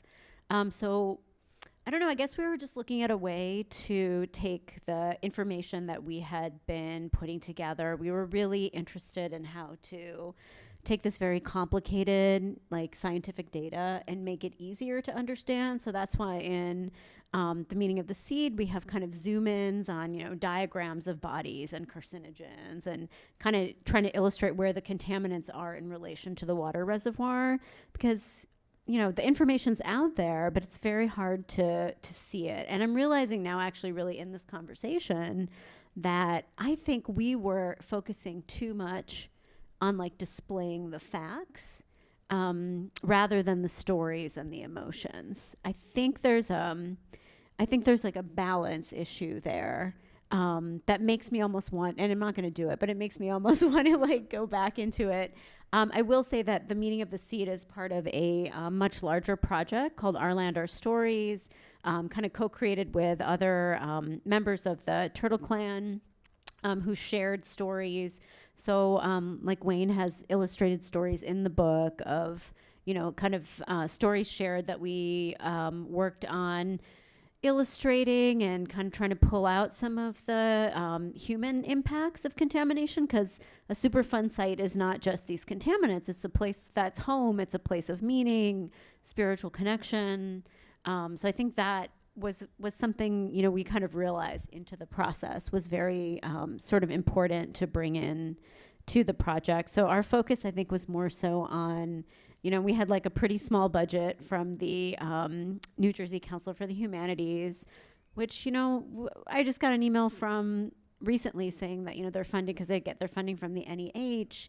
And, you know, all these little initiatives to move stuff forward, you know, I think are quite important to think about how we can keep doing some kind of work, because it really seems like we're just kind of building this conversation and building this stuff together to think about how to getting to a place where some kind of change can happen, because I don't think it's coming from the institutional level. I mean, if the EPA wasn't working then, and I really appreciate the interviews where they're talking about how you get, you know, you don't really get rewarded even for looking at digging into those and bringing those kind of problems to light. So from this conversation, I'm really thinking that change is going to happen in a different way, and really inspiring us all to do something different together outside of that framework.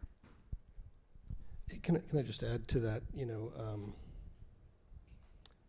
we live in an interesting moment when history is under attack, when the stories of, or even the language of diversity, or I don't know if you saw the New York Times listing of words that can't go into a federal grant anymore. But race is one of them. Cultural difference is another one of them. Diversity is another one of them. History. And just to go back to the power of stories and the power of individual stories, it's those stories that actually persist. Even in times of call it unfriendly environmental issues. You know, it's part of the challenge. I know this whole conference is about environmental storytelling. It's part of the challenge of telling stories about the environment. I did a lot of work on climate change for many years. You know, how do you take something that everybody experiences or that everybody can kind of relate to or is sort of aware of and make them actually care about it, right? I mean, I think, and so moving the conversation to that question of motivating change, how, you know, what are the tools that we have to do that? And I would argue that these days facts are not one of those tools. Facts are critical. As a journalist, they're really important, but that's actually not what inspires change. People are reaching out to Wayne, not because of the facts of Ringwood specifically, but because he actually provides a model for somebody within a community rising up, and by using his voice, attracting journalists, attracting media by having the courage to be the lead plaintiff, by putting your name on that case or allowing them to put your name on that case. You know, you created the foundation of a story that then echoes throughout communities and throughout countries and, you know, even around the world, because what you did was extraordinary. And whether or not you won or lost, however you parse that question, I would argue that you did win. because your story has been heard. And people keep showing the film, and people keep talking about the film, and people keep looking at the film. And I know Bob Spiegel at Edison Wetlands said after the film came out, they were contacted by 20, 30 groups around the country that wanted to try to do something similar. And so, you know, there are local victories, and then there are narrative victories, and I would argue that I think the film represents a narrative victory of Wayne's willingness to stand up and reveal his inner world, reveal the things that are both painful and encouraging, because the truth is that Wayne is a real person, and that's I think what people are connecting to. You're not a superhero. You're not perfect. You're not you know, it's not an idealized image, and I think right in this moment, that's where documentary has the power. Is I think most of us are a little tired of the manufactured stories, and it's the real stories of real people that seem to be able to cut through the noise and continue to echo. I think what you've said is absolutely true. I think the difficulty now is how can even that break through? Because we're really in a moment in which so much is being basically denied, and you know, we're at a very dangerous moment. So I guess for me, the question has been also, of course, Wayne is, as we were all saying, incredibly articulate. And, but he also is really of the community and very much about the community that he represents, and the community that represents are actually not being given any, or not being acknowledged, and not being, I mean, the plight they're in is incredibly difficult, and it's in some ways gotten more difficult. I mean, not just because of the new election and the new administration, but it was already incredibly difficult. And this is under Democratic, you know, governors and politicians and all that, and sympathetic EPA people as well, you know. So the question for me, and this is a question I think for the university, because that's the only part of this that I can really talk about, is that, okay, here Rutgers is a land-grant university. The script that enabled Rutgers to be able to build up the New Brunswick campus is really from indigenous lands in the Midwest. And that's part of what Abraham Lincoln had signed in 1862, excuse me, in which that enabled the land grant system to happen, but it also was part of the expansion into the West and into, you know. So we have, I think, a fundamental question that we have to ask a place like Rutgers University, but this is true for many land grant colleges, of what is our responsibility. And I have to say that Rutgers does not have an Indigenous Studies program. It's the only Big Ten university, or the only, whatever the numbers are of the Big Ten now, that has no Indigenous Studies program. But even if we had an Indigenous Studies program, what are the responsibilities that we have in terms of doing something more than simply having a ethnic studies or Indigenous Studies program? So for me, the question is, how do we actually work with the 3 acknowledged indigenous communities that are still in New Jersey? Mike, I know this is not your problem, so I'm not really asking you to. But how can we figure out how to work together? So, Anita, you're in the School of Environmental and Biological Sciences, which is great. At the same time, you are kind of a mixed practitioner of doing kind of your own work as well as being instructor, I think. I'm trying to remember what your status is. Doesn't matter. But yeah, but it's actually it's a complicated position that even faculty are in terms of the ability and staffing and money that they have with them. I'm in a very different position, so I'm trying to use whatever I can do in the position I have. But what are our responsibilities in the university? I mean, this is a university audience. What are our responsibilities to actually seriously address this question in a way that doesn't keep on passing it forward and kicking it down the road? I feel like the indigenous communities in New Jersey, and so there's this amazing opportunity we have in terms of actually having a community that's being documented quite profoundly and importantly, but at the same time, that's a community that's disappearing while we speak. Over the arc of the years that the EPA's been around, over the Superfund site being declared, at Upper Ringwood, to now, yeah, so. Yeah, I mean, I think Wayne can speak more to the specifics of engaging with the community. I'll just say that I've come to think of my role as a teacher and working with students and other faculty. What's really kind of stood out to me from what I've learned more broadly from like this entire experience and becoming, working with and becoming friends with Ramapough Turtle Clan folks is I think the answer lies in all of us thinking about how we rebuild our relationship with nature and thinking about this like indigenous ideas of relationality between land and people and culture. So I don't have an answer for you on the institutional scale, but I think it's more about like where can we even create places, teachings, exercises, things like that. Also linking back to, I know someone mentioned earlier, like thinking about climate change and environmental issues. As we all kind of said, it's not going to come from those facts. I think it's going to come from really rebuilding that relationship and understanding where we can go from there. And I think the indigenous teachings, at least for me, have been so helpful in, like reframing that relationship and wanting to pass that on to the others that I, talk to and communicate with in whatever capacity I do. So maybe everybody can just have a chance to say a few words because we do have to wind up, right? Okay, we need to wrap up. Wayne, would you want to anything you want to say as a response or thoughts about all of these, whatever you want to say? My thing is the real heroes for me from the documentary is not me. It's those who have passed on. They're the real heroes. They're why I'm here. Because otherwise I wouldn't be sitting here. So I just want to, make it clear that I'm not a hero. I don't see myself as one. I never will. The true heroes are those who passed on.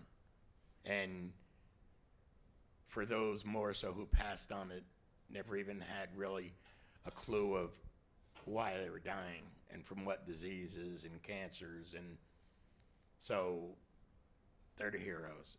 And my second thing that I've never really got off my mind was if you look through state and federal documents, some of them, even a lot of them they have in Congress, what it talks about is the possibility of a danger up to 3 miles of living outside of a Superfund site, a hazardous waste landfill, what effects can it have on women to where they could either have children or maybe have a child who is sick. But they're talking about up to 3 miles from a site. I think deliberately they're leaving out of the possibility of the danger and the threat to people who live on a site. Because a lot of people that I had talked to over the years, they go, you should feel a little lucky because you don't live on the site, you live around it. And I'm like, I think that's where you're confused. We live on the site. And like you won't find any government documents that says the possibility of someone like myself that was born and raised on a site. It talks about people up to 3 miles that live outside of a site. So if the possibility of the danger, let's just say, to a mother who, let's just say, has a child who has cancer or Down syndrome or lupus or something, and she lives either 3 miles out or beyond that, and it's proven, well, it's probably because of this hazardous waste site. But what about a mom who lives on the site? What about a mom who's lost 4 or 5 children? Or what about a mom who could never have children? And what about a mom whose child died, like at 9 years old, 10 years old? And it's like, so it just boggles my mind, like we are doing all this research, we're doing all these documents we're putting together. The hazardous list for the EPA has. If you look on that list of the most dangerous stuff, probably 70% of that stuff is in Upper Ringwood. But they didn't see it that way. What they saw was lead and mercury. So, how would you come out and tell the public, okay? Well, we found there was a study done by Mal Copestein for the project manager. Within 1 month, almost 80 chemicals that's on that Superfund on the EPA's master list, he found. Within 1 month of just checking on the media up there as requested. He never came back. So we know when he did that preliminary health assessment, or should I say the assessment on the chemicals, they wasn't looking for him to put all that he found. What he did was put what he found. And I never heard from him again ever. So, but it's like, you know, like like, you know, they talked about like a latency period and this and that. But they didn't talk about like when ATSDR came and they did their first health assessment, which was in our favor. Then they redid a health assessment that was out of our favor.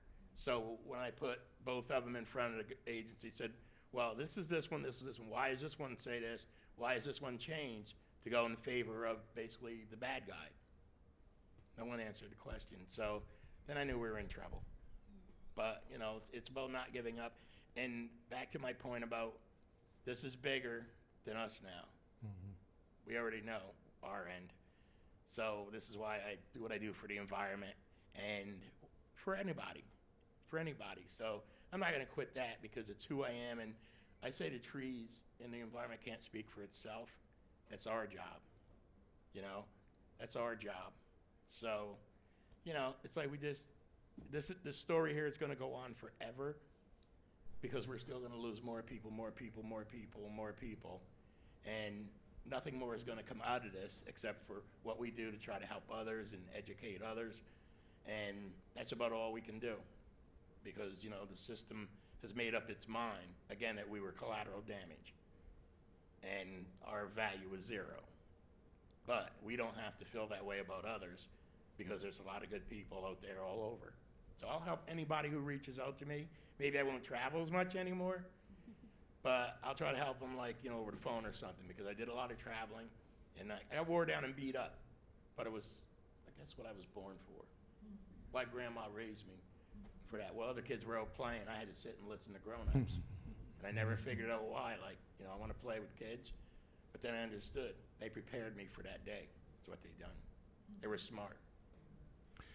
So I think for me, the take home of this discussion, which is something that's been bouncing around my head for a while since over the past number of months, is that as these systems that we've taken for granted through our lives are being dismantled, in some ways, we have to now also be rethinking these systems because clearly the legal system and the EPA, however it's going to be reconstructed, if it's going to be reconstructed after what's going on, we're never sufficient in terms of really handling things. The health system, all of these questions were really failing, really. And in some ways, what the film has shown, in some ways, in fact, by the loss of the suit itself, and by what's happened since then, and just the ongoing kind of reality of what we're faced with is that all these systems have to be profoundly rethought. Now, in some ways, that's not a new thought, but it does force us as a university to think about what is it that we need to be doing? How can we learn from these situations? And how can we do things differently in some fundamental way? That seems to be the challenge that we all have to deal with. I just want to say we've run out of time. Sorry, I've gone over time. But thank you, each of you, for being a part of this conversation, and thank you, the organizers, for enabling us to have it. So.